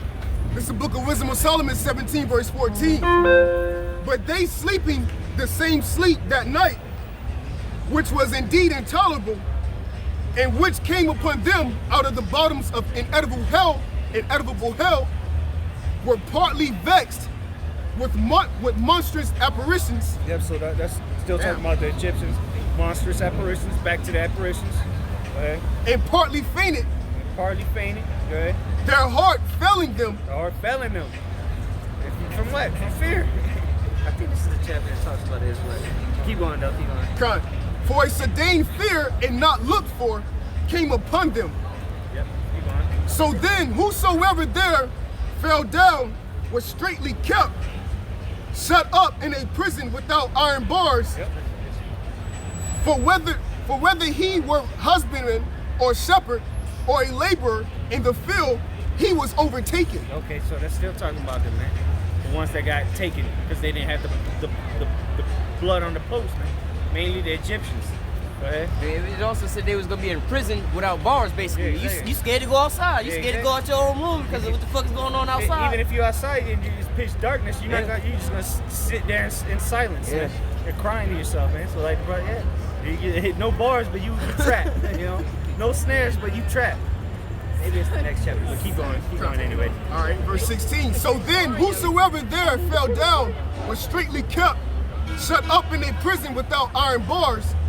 For whether he were husbandman or shepherd or a laborer in the field, he was overtaken and endured that necessity which could not be avoided, for they were all bound with one chain of darkness. Yeah, that's what the Lord.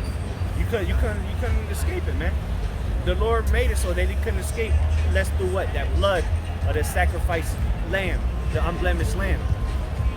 So now you see how this is gonna happen again? The only ones that was escape all this was through the blood of an unblemished lamb. Next chapter. So what? Yeah, it was next. Okay, come on, we'll keep going. But what? Who's the unblemished lamb now? Who's the unblemished lamb now? Yeah, I was trying. So just like these people, the Israelites escaped during that time. Now that the same thing, that, like Brother read, the plagues are going to come again on Egypt. Well, guess what's going to have you escape those plagues? The blood of the unblemished lamb. See how it shine. Go ahead. That's right. Verse 18. Whether it were a whistling wind or A whistling wind. All types of noises, Yeah. I was gonna say, we know about that in hurricanes here, man. You sound like a goddamn freight train coming through. Go ahead. or of a melodious noise, Or a melodious noise, man. Just random shit was happening, man. Just bugging people out. harmonious music and shit. Like what You the hear a fuck is song, the hell is Them happening? scary ass movies where they had the damn ice cream truck music playing. Yeah, like correct. all of a sudden, shiny Music lights, box, some yeah. crazy shit pop Ding off. ding ding ding cling. Go ahead. Saul riding that bike. Oh, you can't. Good. That. It says, or a roaring voice. Roaring force, man. Just have somebody screaming in your ear that no one's even there. Go back up. Verse 19. It says, or a terrible sound of stones cast down. Yeah, that'd be some scary shit, man. All you hear is stones being thrown. Go ahead. Or a running that could not be seen. Like the dude in the Get Out. Remember he's outside having a smoke and the old black dude come running at him full speed. Imagine if you didn't see nothing, just hear his footsteps, man. You don't know where they're Shit, coming your way. Yeah. I hear his footsteps running at you. Running right at you. Yeah. Go ahead. Or a running that could not be seen of skipping beasts. Yeah. Oh, even worse. beasts. It's a stampede. Oh, you hear it's a stampede. coming at you. Stampede in the gorge. Hey, don't Jake do that? He's running out, he go. Yeah, come. Like in football, you Make you flinch and shit. Yeah. The brother said something. It's a video on the web. Jake, he in the mall. He in the store and shit. He got on like shoes that make a squeaking noise. So he'll run up behind Edomites. And he'll squeak and act like he catching the ball. Oh yeah, I seen that nigga. And they just wow. They just bugged out, man. You know. I just wanted to say that. Jake, dog. It says a running that could not be seen of skipping beasts, or a roaring voice of most savage wild beasts. A lion, a tiger, a bear, a hyena. Like they said. I was laughing at your ass. Yeah, that'd be some bug out shit right there. Right? Jackals and shit, Yeah. man. Come on, Some man. wolves. Feel like you about to get tore Howling apart. wolves. Yeah. They just outside howling. Or shit, even a chimpanzee. You hear a chimpanzee. Yeah, you don't know fuck with nigga that. gonna rip you into pieces. Rip your face off. Crows, Yeah. buzzards, and all that kind of shit, man. It's all kind of pieces, like Jumanji type shit. Man. Yeah. Like you hear the whole zoo. Yeah. You know? Goddamn. It says, or a rebounding echo. Ooh, a rebounding echo. So all this shit just keep echoing. Man, that's some torments right there, man. Yeah, that's some serious biblical torments, man. Hey, think about that in today's society, man. You might hear some gunshots down there, but you're gonna hear it down here echoing through, right? Con. Oh, you hear a bomb go off. Oh shit, it's a bomb just went off. It's close enough you can hear it, right? Or like when they have 4th of July, you hear the fireworks in the distance, you might not see it. But just imagine that being gunshots. We know martial law and all that's gonna be taking place, man. So you gonna be hearing this shit off in the distance, knowing these motherfuckers coming your way. Or you hear screaming and shit, people getting gunned down and shit. You just in your room, just scared as fuck, not knowing when the door gonna get kicked in, man. Or even worse, that you hear something that's not there. Yeah. Like we read a couple verses up, it said that the fear, or what you're gonna be thinking is actually worse than the torment. Shit. Like you hearing birds chirping and you're just in your room, like stop it. Or like that one movie, The Hunger Games. She just kept hearing the birds and shit. And she was bugged out for like hours, man. It doesn't sound too bad because you never lived it. Right. I guarantee you sitting in dirt for 3 hours, you just hear pigeons chirping, you're gonna bug out. And that day. Con. Continuing on, verse 19, it says, or a rebounding echo from the hollow mountains. These things made them to swoon for fear. What did it say? Swoon? Swoon. Swoon? Swoon. I don't know what that is. It doesn't sound good. Yeah. To swoon for fear, for the whole world shined with clear light, and none were hindered in their labors. So the whole world was bright. You know, the planets on this planet with the sun, they were good, except for that one black spot at the time, man. Go ahead. Over them only was spread in heavy night. Oof. So just over them, man, the Lord just placed the sheet over them, man. Just that. The Lord can do anything, man. He can stop the sun, having 3 days just sunlight. He can rain fire from the sky, and then he can just make a small little spot, just darkness, man. And then you can literally just step into the darkness, step out. Shit. You know, that's how crazy the Lord's works are, man. Can't explain it. That's right. Verse 21, over them only was spread in heavy night an image of that darkness which should afterwards receive them. And that spiritual though, what's the day of the Lord gonna be? Darkness and gloominess, man. A day of darkness, not light, man. So again, this is a precursor. This is the things. A lot of things you read in the Old Testament, they actually happened, but they were symbolic of things that are gonna happen. Right. You know, like what? Like Enoch being translated up to Elijah, being taken up to the clouds. Yahushua, you know, the Exodus. All right, Noah. Okay. Go ahead. Con. It says, but yet, so I read it from the top again. Wisdom of Solomon 17, the last verse. Verse 21, over them only was spread in heavy night an image of that darkness which should afterwards receive them, but yet were they unto themselves more grievous than the darkness. That's right. So the Egyptians were more grievous than the darkness, man. They were in more darkness. All right, well, we can swap out because I gotta go too. All right, brother, y'all want to come in?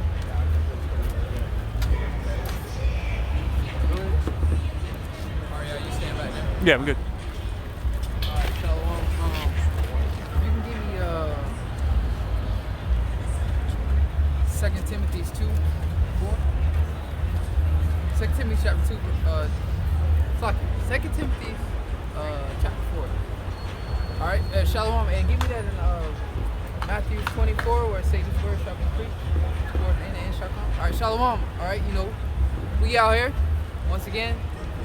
Hey, here to feed the elect, you know, hey, ain't nothing changed, man. Waiting patiently on the Lord, you know. All right. Lord say, hey, through our patience, work in your faith, man. All right, because it's all about patience, and you know our patience is getting ready to pay off really real soon, man.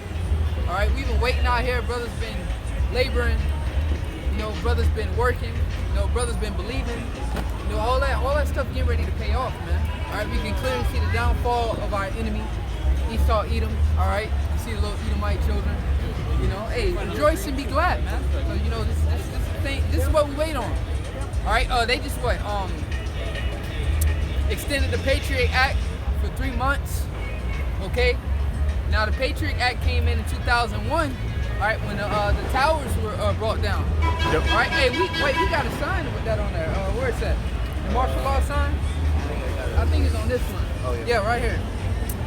Right here, the Patriot Act. Turning citizens into suspects since 2001. That's beautiful we got that on there, because we living in these times now where, you know, this act is finna actually get ready to take place. It says right here, since 9/11, you can tell we've been putting in that work. You know, these signs old. It says since 9/11, all U.S. citizens are considered domestic terrorists. All right, see the Twin Towers. Okay, so that's what the Patriot Act ultimately entails. It's not gonna tell you that straight up. Oh, it deems all U.S. citizens as terrorists. It's not gonna tell you that straight up, but that's pretty much what it did, man. All right, turning citizens into suspects since 2001. So, you know, due to that act, what you say is a dude that he actually went over overseas, and you say he started doing something, they was able to use that Patriot Act on him. Okay, But, yeah, so prime example, you went through that. the whole purpose and reason, all right, that they was able to do this was under the guise of Abu al-Baghdadi, the dude they so-called killed from the ISIS leader, right? He's just the same as Osama bin Laden. They fake. But the reason that they used him was because he was supposed to be a dude that was born in America. As an American, he's an Edomite, all right, who went over there not even speaking their language, learned their language as a CIA operative, all right? So under the guise of him, they say we need to be able to kill an American, even Americans anywhere in the whole world, right? So that's the whole purpose about the Baghdadi dude, right? And notice they didn't kill this guy like 12 times already and still think that he might still be out on the run. Don't nobody believe he did. Nobody believe he existed, man. But that was the propaganda to be able to push this here out, man. To label the whole earth a battlefield, man. Yep. All right? Because that's in the Constitution, or the agreement they make when you enlist into the military, foreign and domestic threats. So even your own, your own so-called, American citizens, all you are considered as terrorists. Now the point was making was how they just went in and extended that Patriot Act, because it's supposed to expire December. Right, but they added 3 more months to it. So Lord's will, something really pops off, and get this thing started, man. All right, a false flag, pop off. Hey, man, who knows? Our salvation might be nearer than we believe, man. Lord's will, next 3 months, shit do pop off. Who knows, man? We start doing miracles soon, getting these acts, going. And man, Lord's will, man, the Lord just make a speedy riddance of this place, man. I know. Going into that Patriot Act, that goes hand in hand with the Real ID Act. Yep. How they got to be able to identify everybody in the United States because everybody's considered terrorists. And that goes perfectly with the Arctic microchip, which is the mark of the beast. So something's brewing. We see it. The Foot Locker commercial. Yeah. All right. You saw Leviathan, you saw the chariots, you saw the missiles. They was asteroids, but they're missiles. That's that fire and brimstone. So 2/3. Be missiles. Mhm. Yeah. You saw 2/3. So the salvation. Yeah, you saw Edomites, you saw the salvation, man. Hey, what was more spiritual than that was the Jakes that had the shoes on now. This was a shoe commercial, but they represent actually the elect. Notice they wasn't troubled in this shit. They was like, oh, it's the end of the world. Yeah, but it's the sale going on. Yeah, it's the end of the world. All these things, everybody else is like we just reading. They all vexed and scared. Yeah, but this is our salvation. Fuck that. This the end for y'all. Victory. Yeah. So they got the victory. Yeah, Khan. Y'all over here scared of the destruction. This is the end for y'all. This is the beginning for us. We about to get them crowns, man. So, just going in that commercial boom. Go ahead, brother. That Nike, you said it means victory. I didn't even think about that. So Yeah. the elect they had on a new Nike. That went over my head. So victory. So they mean they got the victory. The scriptures speak about those that got the victory over the beast in his image. All right. So they got beamed up. Khan. Okay. And you saw so-called Hispanics in that too. Yeah. Yeah, All right? Hispanics was in it. Israelites, and you saw speckled birds. Israelite foreigners. I think I only seen one of them that didn't look like the typical Jake, but the rest of them all look like Jake. But like you going into, like you're not gonna all of them ain't gonna look the same. But you got the northern and the southern kingdom heavily represented in that commercial, man. Yeah, and it's no coincidence, man. We've been saying that for years from the elders on down that in the midst of World War III, when the missiles being shot off, salvation is gonna happen at the same simultaneously. That's when Just the like that, chariots yeah. gonna come through, and they had it just like that in the commercial. And it's All right. spiritual too, because if you go to the commercial, the actual Nike shit, and you go on to the comments, ain't nothing but Jake down there. Ain't nothing but Jake talking about. So you Jake's talking about Jake's and talking that lingo. They know what's going on. Well, matter of fact, it's beautiful you said that. You got that? Yep. It's Water. Matthew chapter 24. Oh, perfect. Matthew 24 and verse 14. And this gospel of the kingdom shall be preached in all the world. In all the world, the brother Austin is going to how conveniently you can get to this word. All right, your grandmother, your grandpa, man, everybody got a smartphone. Okay, we are, it's been hit on all avenues. The internet is number one, of course, and then plus we out here still doing it traditionally on the highways and byways, man. In your face. In your face, man. Hey, You know? me and this brother was building last night, speaking of that same thing, right? Now, look at the YouTube, man. The apostles got on the YouTube, and this is how, the majority of everybody, just spiritually discerning, They've been out preaching beforehand, and learning and things like that, building the ark. But then on 2007, they opened up the ark to let us in, right? 13 years later, January 1st, 2020, you know what I'm saying? That's 13 years later, man. That looked like the ark is, the door is being closed, man. It's just spiritually looking at these things, man. So when the brothers reading this gospel going to be preached throughout the four corners of the earth, when you go to Psalms 19, it tell you how it's going to be preached over the internet, basically, man. This is how it's going to touch all four corners of the earth. Now we see them about to shut this whole thing down, spiritually looking at, like in the days of Noah, man, they just following this and that. Hey, man, that spiritual ark doors are being closed, man, because the majority of you Israelites woke up off of the YouTube, man. Including my own self, man. I believe this brother might have just walked by, but did you just walk by or you saw it? Internet. Oh, the internet. So damn near all of us learned off the internet, man. So look, they about to close this here preach up, man, and like the brothers reading, the gospel gonna be preaching and the end gonna come, man. Yep. So the internet was made strictly for this truth. That's what it was all about. All right. Read that. Start from the top.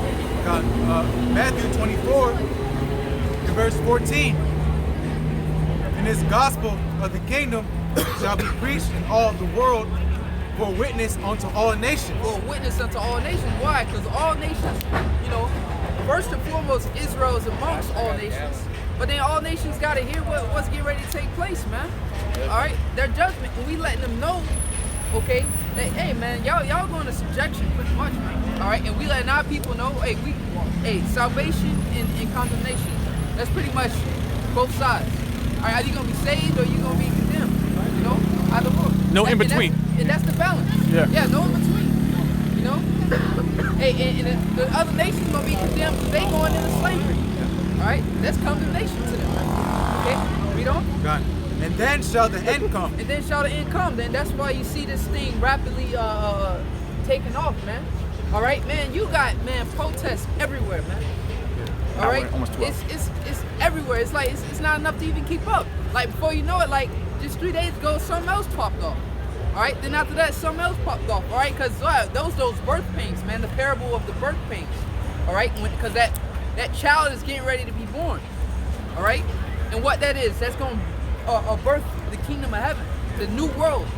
Okay, under new rulers. All right, you got that in Timothy.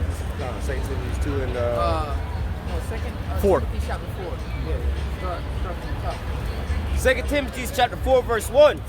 I charge thee therefore before the Most High and the Lord Yahushua HaMashiach, who shall judge the quick and the dead at his appearing and in his kingdom. God.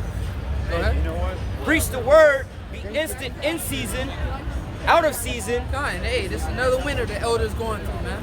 All right, and other brothers all around the world going through. All right, be instant in season and out of season. All right, because why? Regardless of how the weather is, the sheep still got to be fed. The sheep still got to eat, man. All right, and we've been given a task and a job to come out here and warn the sheep, man. All right, so be instant in season, out of season, whether it's cold. All right, and that they go to, man, being lukewarm, man. All right, you don't need, I go out when I feel like to go out when I'm ready, man. You gotta be out here warning the sheep, man. All right, because it's people out here that gotta listen, man. You gotta get the blood off your hand, pursuant to Ezekiel the 3rd chapter. All right, I believe 17th verse, if I'm not mistaken. All right, so you gotta get the blood off your hands, man. Go ahead. And also, from the Most High's perspective, like Yahushua said, if I had not come, then they would have some kind of excuse. But nevertheless, from their perspective, they'd be like, I had my men out there preaching, rain, sleet, and snow, all through, all the way around, man. It was always out there. There's no excuse where you couldn't have seen them, man. And it was also broadcasted online, so you could always go back and see them, man. There's no excuse, man. No cloak for your sins no more. Yeah, we don't even hit the mainstream in a bad way. They demonize them, but we hit the mainstream, man. All right. So this truth has been on all avenues. Right. All right. And what they say, all publicity is good publicity. All right. Even if it's bad, because why? You see, they had it on TV at one time. Fox News. They had it. It was wicked. You know what I mean? They had the brothers from San Francisco Bay on there and whatnot. Well, that was your job to go to go and search deeper. Like, damn, what is this? What are they talking about? So rather you got it in or there, but it's your job to go search it out, man. So this word has been on every platform. Okay, go ahead. 2 Timothy 4:2. Preach the word, be instant, in season, out of season, reprove, rebuke, exhort with all long suffering and doctrine. So you gotta be perfectly balanced. Okay? Give me Proverbs 11:1. You gotta be perfectly balanced in this thing, man. Alright? It says reprove, rebuke, exhort. Okay? All those things are needful, man. Because that trimming, it's a constant trimming, man, of the fact and the truth, man. Constantly examining yourself, constantly getting yourself in order. Okay? Because why, man? The bridegroom is coming to meet his bride, which is Yahweh Shai, man. And you want to be trimmed. You know, you want to be in that, you want to have that garment on. And it's not physically, it's a spiritual garment, man. All right? Which is having this knowledge, being in order, playing your role, playing your part, man. Whatever part you have in this thing, that's what you're supposed to be doing. All right? Go ahead. Wait, yeah, give me that. Got it. So Proverbs chapter 11 and verse 1. A false balance is an abomination to the Lord. Because Elder Gabardas did a lesson, real heavy, beautiful lesson. Too much adoration and not enough humiliation is bad, man. When you constantly always being praised, constantly always being lifted up, you know that the scriptures say knowledge puffeth up, man. All right, that constant being praised, man. All right, you know that's not good, because that'll get to your head. All right, so you got to have a balance, man. You can't, and you know, that's going to being a brother. You know, open rebuke is better than secret love. Yeah, because your brother, you always praise him like, yeah, man, this and that. All right, that's too much adoration, man. That's an imbalance. Go ahead. But a just weight is his delight. But a just weight is his delight, and that's constantly how it is, and it's true. It's a constant. You walking on a balance beam. All right, you go over too much this way, you gotta lean back over, and you might lean, you know, and you'll never just walk perfect. All right, it's impossible. But the point is trying to keep the balance, man. Second Ezra chapter 7 goes into that. Yeah. Weighing the balance. Yeah. You know. Go ahead. 2 Timothy chapter 4 verse 3. For a time will come when they will not endure sound doctrine. And this is that time. Well, they will not endure sound doctrine. All right. Go ahead. But after their own lust shall they heap to themselves teachers, having itching ears. Yep. Heap to themselves teachers having itching ears, man. Once again, things that make them feel well. You know? Or they might always come at you like, you know, I heard this, you always so negative. Well, the truth can be negative, but it's the truth. Whether the truth is positive or negative, it's the truth. Accept it. All right? I'm just telling you how it is. You might see it as negative, but that's just how it is, man. Go ahead. I was gonna say, scripture only negative when you're not aligned with the Most High, man. Yeah. He's telling you how to live righteously and live, to live the right way. But if you don't want to take heed to that, that's just you and your own fault. It ain't negativity. You bug the fuck out. You know, you gonna go off the things you gonna wind up doing is really negative. You know, serving these other gods. What positive can come out of that for you, man? You know. You know, I was speaking on like, you know, worldly encounters too. Like you just dealing with people. You know, it's communicating. You just calling shit how it is, but because that's how the truth has groomed you. You know, to be that you know, that guy that just call it how it is. God want to bring everybody in, all so-called loving and stuff. You know, we just call shit how it is, and you know that's what the truth will do to you. Because ultimately, man, we're not gonna be sitting here. You know, we're not doing this just to sit here and just read Bibles all day and just sit here and just speak. We're doing this to be judges. That's ultimately the goal, you know, of this whole matter. All right, going back from the beginning, it's ultimately the goal is to be judges discerning good and evil. That's the ultimate goal that Yahweh Bashim Yahushai is doing with his men. All right, to be judges, to be able to discern good and evil. Because if you on this side, right, because the scriptures say, falling out a multitude to do evil. Well, the masses are walking by. The masses are either going to a game or leaving from a game. All right, and that's the multitude to do evil. Not saying it's wicked to go watch a game, but what's on the hearts of these people, right?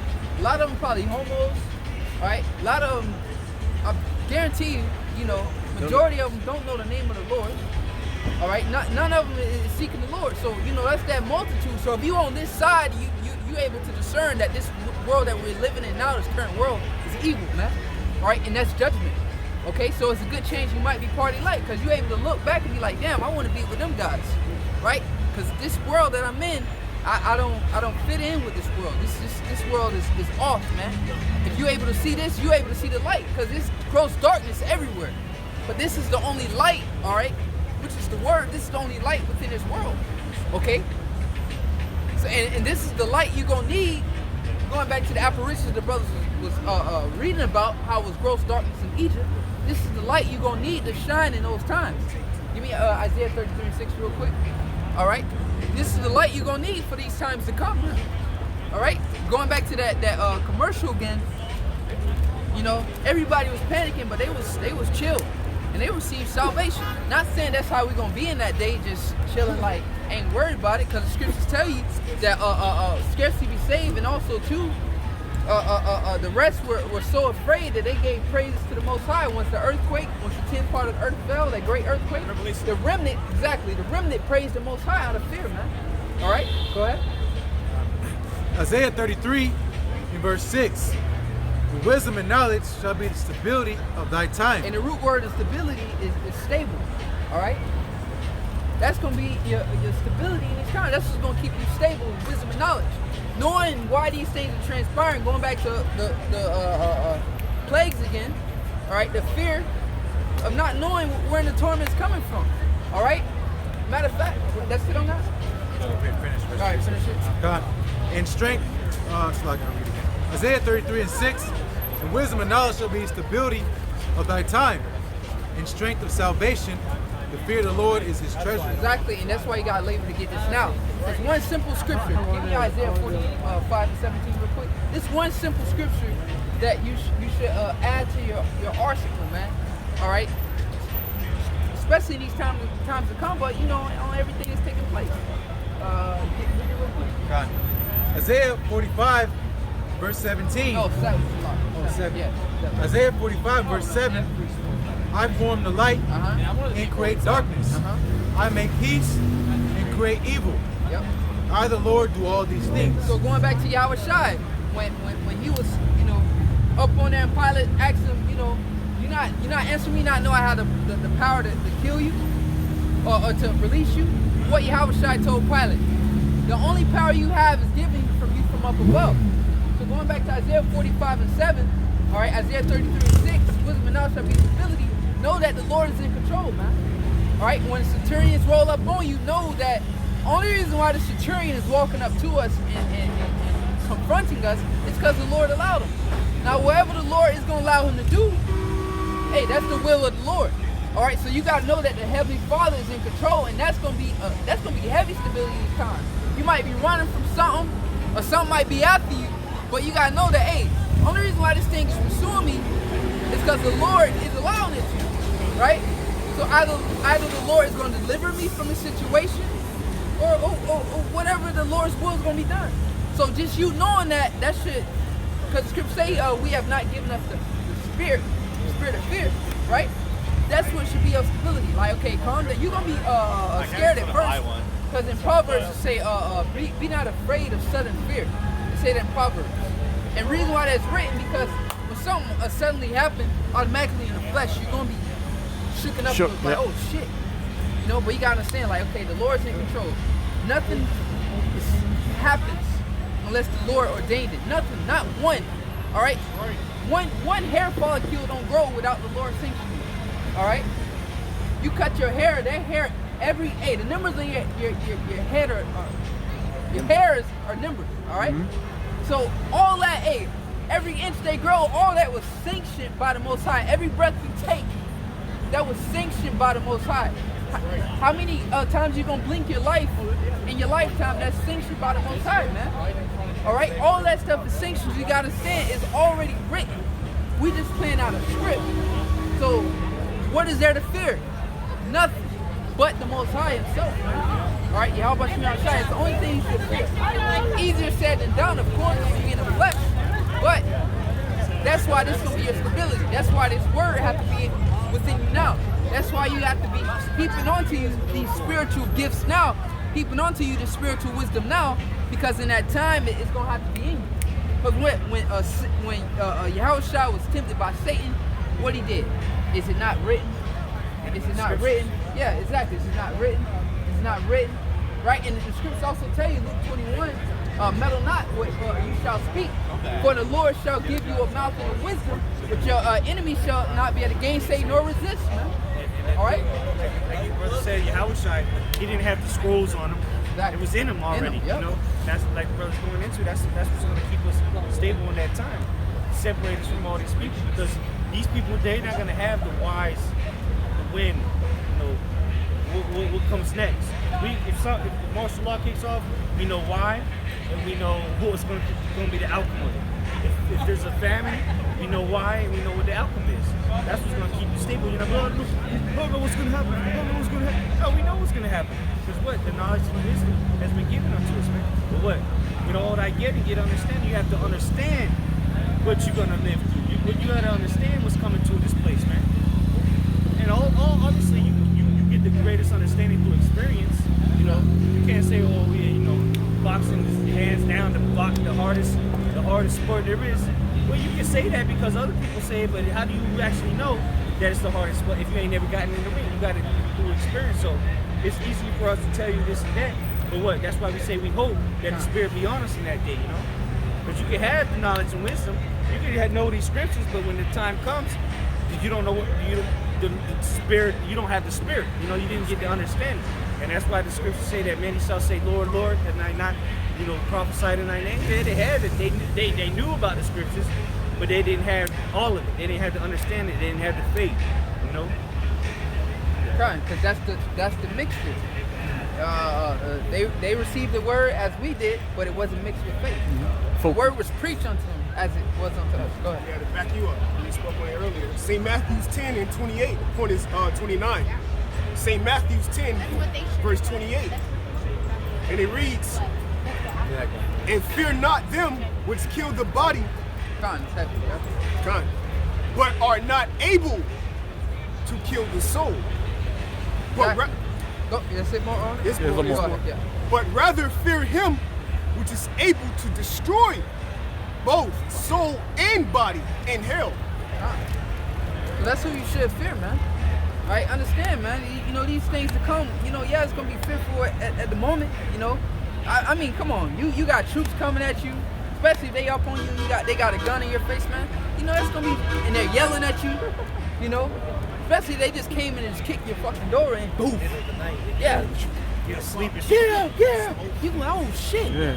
Oh, you know, at first you're gonna be scared. You know, of course. Yeah, a perfect example of that. Look at Peter, man. He was scared when they said, hey, you was with him. Yeah. Was with him.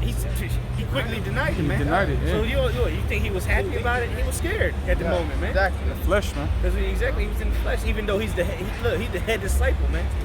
You know, that the Lord loves that man, you know. But what, he was still scared in that situation. But what, ultimately he kept going, obviously, you know, he kept doing, it was just prophecy, you know, he was prophesied unto him, but nonetheless he was scared. One more. It's a point. Verse 29. Are not, and this is in red, how was I saying it? Are not 2 sparrows sold for a farthing? And one of them shall not fall on the ground without your father? Yeah, I was thinking about that. Yep, without him sanctioning, man. Sanctioning. You know? So, hey, man, you know, really, that's why we always say Lord's will. Wait, or let thy will be done, right? Hey, it's all in the will of the Lord, man. That's why, you know, you really shouldn't worry in His truth. Just hope for the best and pray for the best, man. That's really all we can do. Have faith. Yep, exactly. We can say, well, you know, Lord's will, you know, this just don't happen. But hey, if it be the Lord, hey, if it be His will, hey, give me the spirit or the strength to endure, all right, to overcome whatever it is. You know, if you so happen to be faced with death or whatever, hey, may the Lord give you the strength, man. Hey, like that Bruce Lee had that quote, don't give me an easy life, give me the strength to go through a hard life, man. Yep. Hey, that what the scriptures say, through much tribulation shall we enter into the kingdom of heaven. So you should, off the back, your mindset should be, look, I'm gonna have to go through these hardships. Ain't no way around it. The Lord did it. He had to go through it. Now he's sitting on the right hand side of Yahweh, man. He got his reward, so now we gotta work for ours, man. And that's the glory. The suffering. You're suffering for a cause. You're not suffering, all right, to just be somebody just suffering. No, man, you are suffering for a crown on your head, man. You're suffering to be a follower of Yahushua, man. Be ye followers of me as I am Yahushua. So like the brother going into, we following the Lord, man. You know, we going through the same things the Lord had to go through, man. Tribulation, man. This truth it comes with trials and tribulation, man. So like the brother said, don't fear the shit that's coming, man. Because the Lord will deliver, will make a way for you to escape. 2 Corinthians, the 10th chapter. You know, the Lord will make a way for you to escape, and He show you that in your life. Whether it's a car accident, you know, whether it's a flat tire, whether it's you supposed to be fired or whatever, man. The Lord always delivers you, man. If you one of those, you know, just want to add on. I had a quick one to back up the brother, like they were saying, hey, look, pray that you be able to endure through these things, right? This is John 7:17 and verse 15. This is Yahushua speaking, all right, about the elect. It says, I pray not that thou should take them out of the world, but thou should keep them from the evil. All right, so look, pray that you be able to endure these things, amen. You know what I'm saying? Like, sometimes you might have to go through certain things, but pray that the Lord give you the strength to endure those things. Just like in the book of Matthew say, he that endureth unto the end, the same shall be saved, man. All right, so, you know, sometimes you got to go through some shit, man. But just pray that you have the faith and the strength to get through those things, man. You know, because ultimately we going through, about the 1/3, they're going to have to be tried through the fire, man.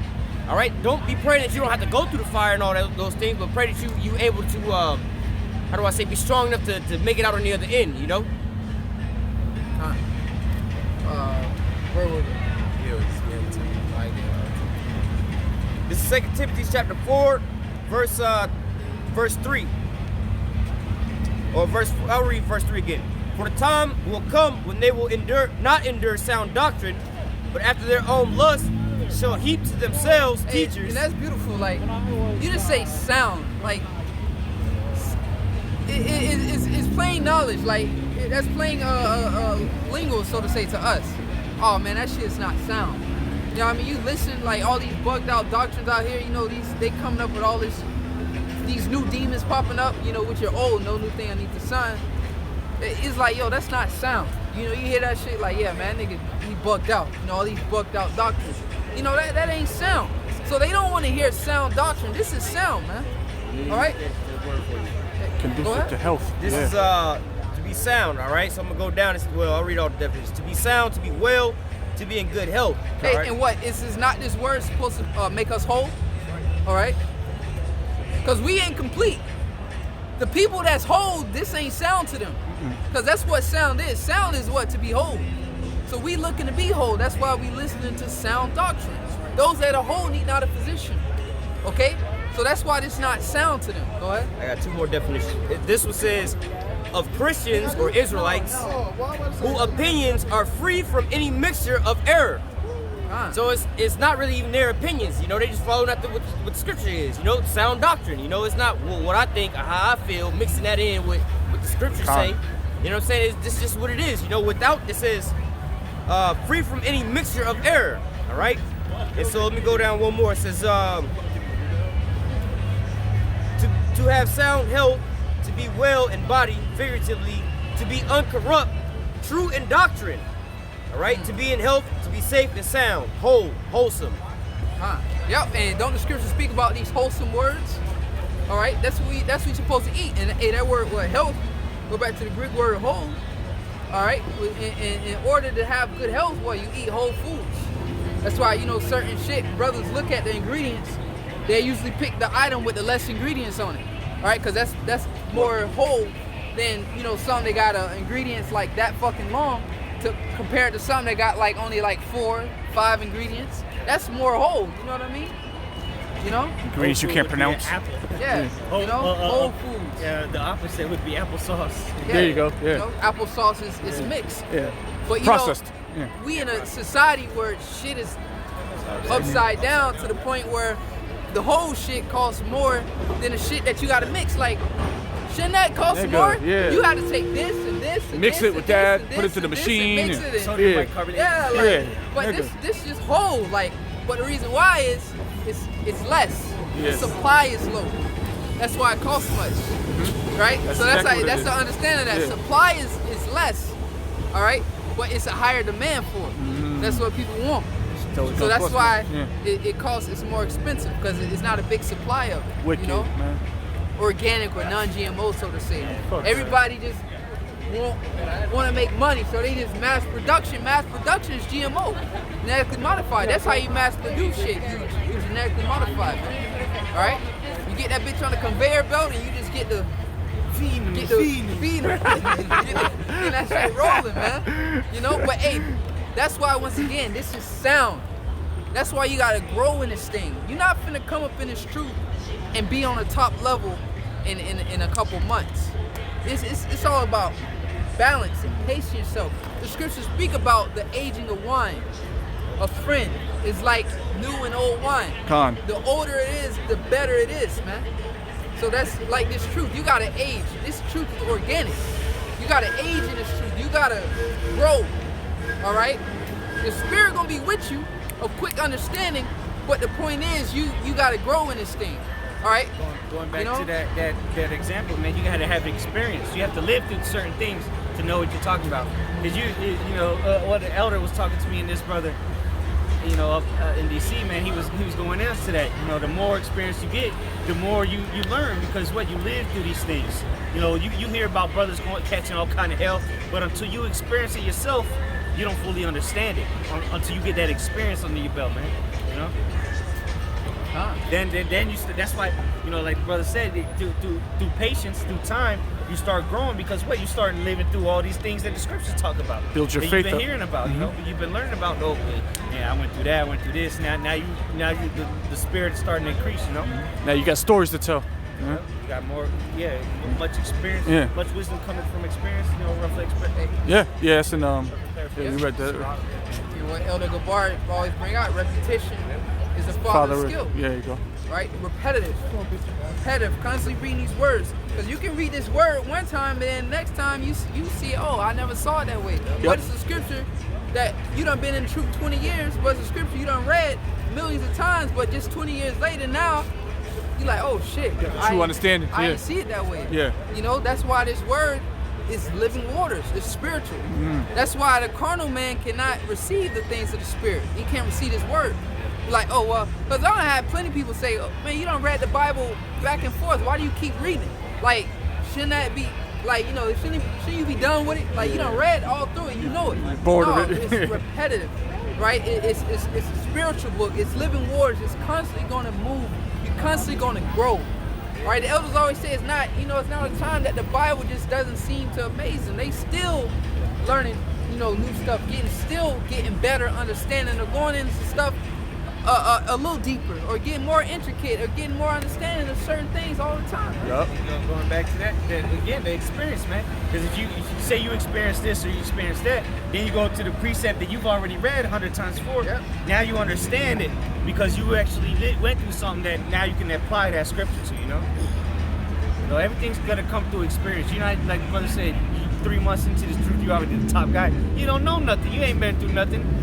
You know, that's like a dude that just got drafted to the MLB. He trying to be the team captain. This dude ain't even had his first bat, you know, swing at the bat yet, man. He trying to give the legends on the team techniques and, you know, tips, and he ain't even throwing a ball yet, you know. Just come from college. But what, through experience, you're gonna learn different things. You're gonna fail, then you're gonna, you know, apply the scripture, you know, and better yourself, man. God. And you know what that pursues to? A short fucking career. That's what that pursues to.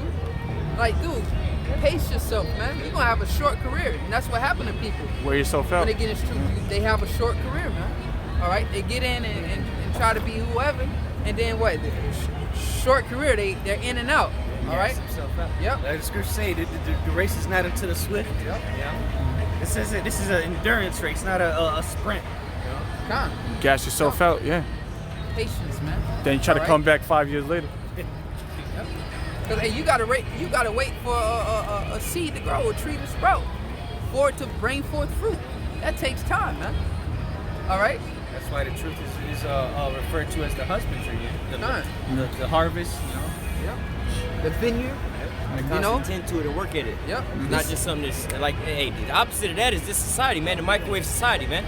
That's why, hey, the scriptures, they also talk about your patience and your faith, long suffering, things like that, man. But here in Babylon, it's instant, man. Instant gratification. So, hey, man, you're not going, you know, you don't really get to experience and go through certain things, just like they say sometimes with car accidents. Oh, he was an unexperienced driver. You know what I'm saying? He just got behind the wheel for the first time, you know what I'm saying? And that's what happened. But you get a person that's been driving for so many years in different type of climates, be driving on the interstate, hit some black ice, the car spinning out, he know how to control the shit because, hey, I done already went through this shit before, man.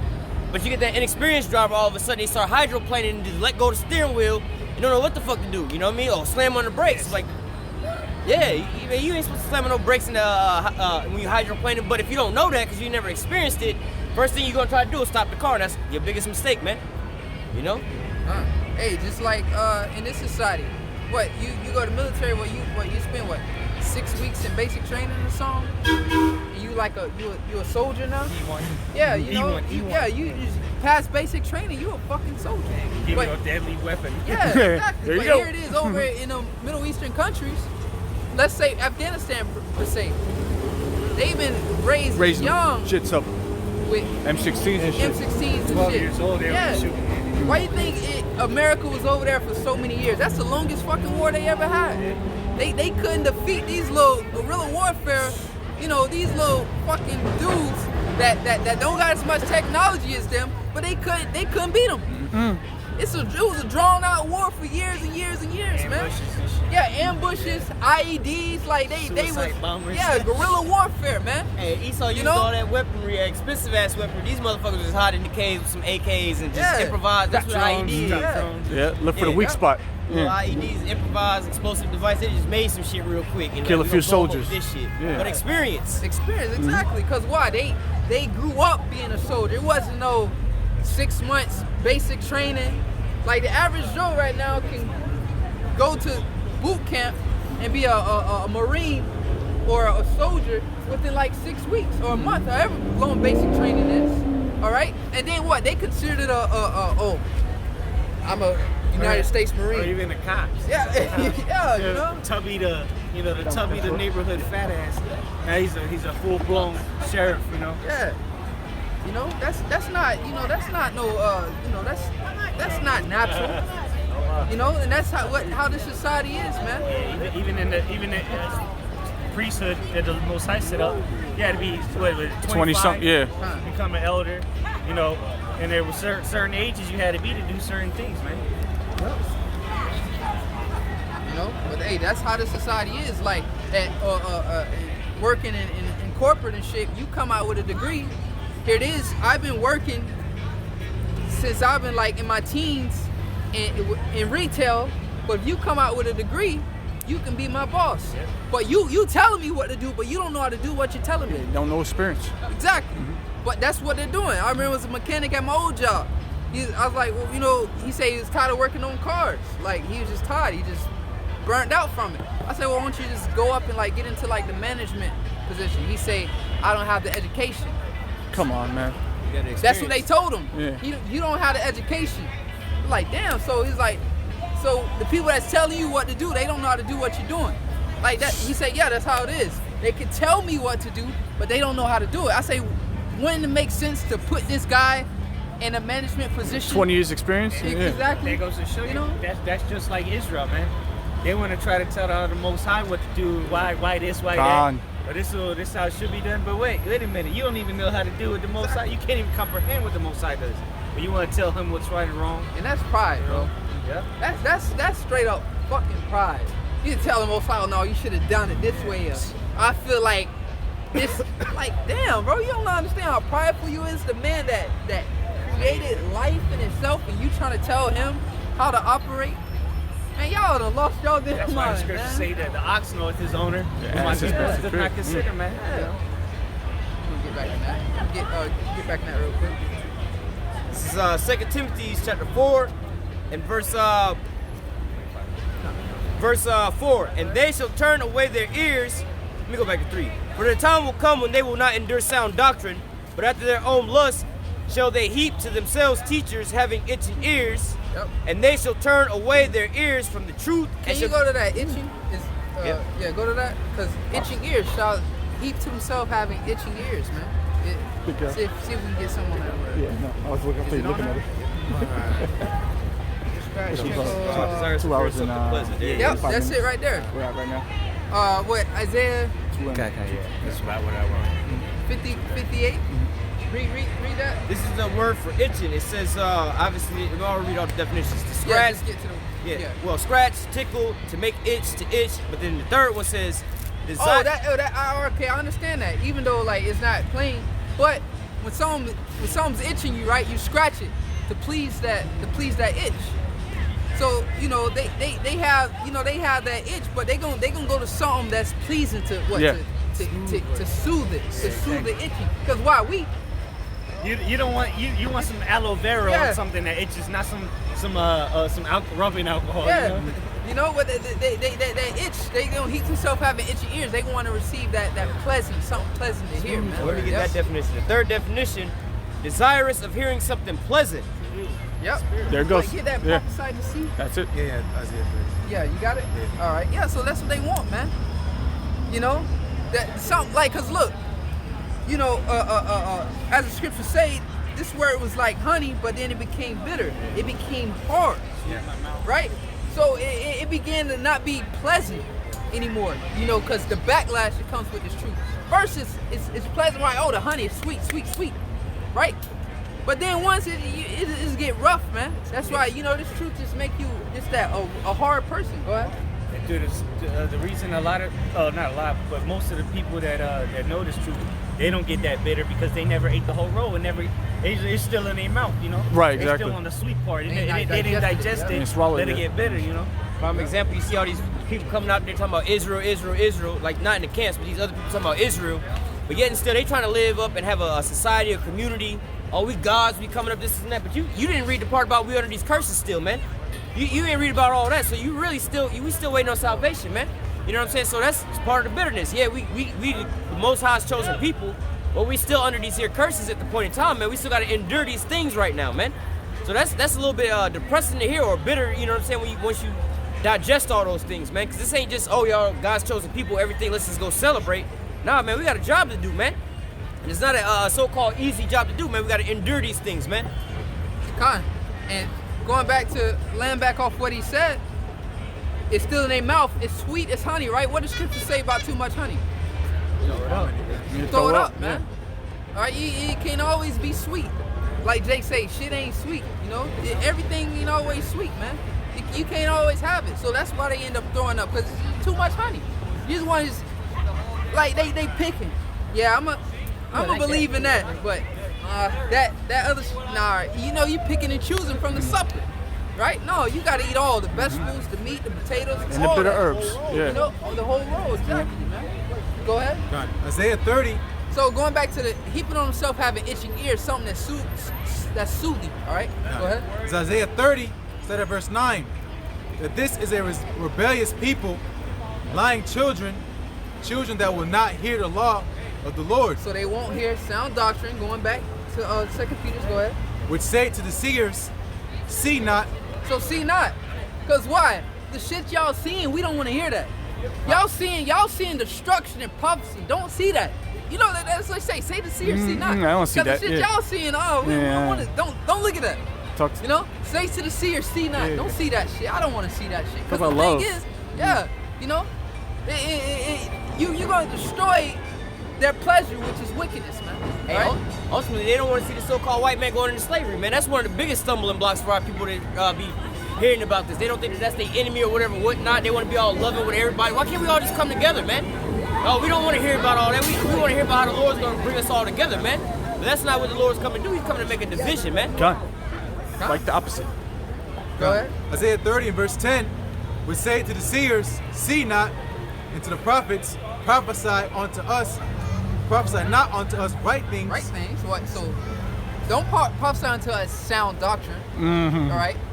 But things that doesn't have error no, they want shit with error in it. Come. You know what I mean? That feels Hey, and that's beautiful. We're subject to error. So this doctrine has no error in it. You know what I mean? So they like that. Like no, they don't want to correct the errors because we're subject to errors. So this doctrine, it has no place in them because they like that error. That error that they go out. They like that. Yeah, they like the error. They like those mistakes. It's comforting. You know, it's comforting to them. Real quick, because correction takes effort. Yep. You know, Jake just wanted instant gratification like going into microwave society. Honey is quick, it's sweet. You get the gratification right there. But bitter, it got to take its course. You know, when you take a bitter herb, you change to a lower state. It's shit nasty, but it's healthy for you because it profits your body more than the sweet actually does. Think about it. Because perfection takes work. Exactly. You know, it takes work. The artist, that takes work. But if I just throw some shit at you, how much work did I put in there? I didn't put in much work. All right? So it's all about that patience, man. We in that furnace of affliction, man. That fire all the time.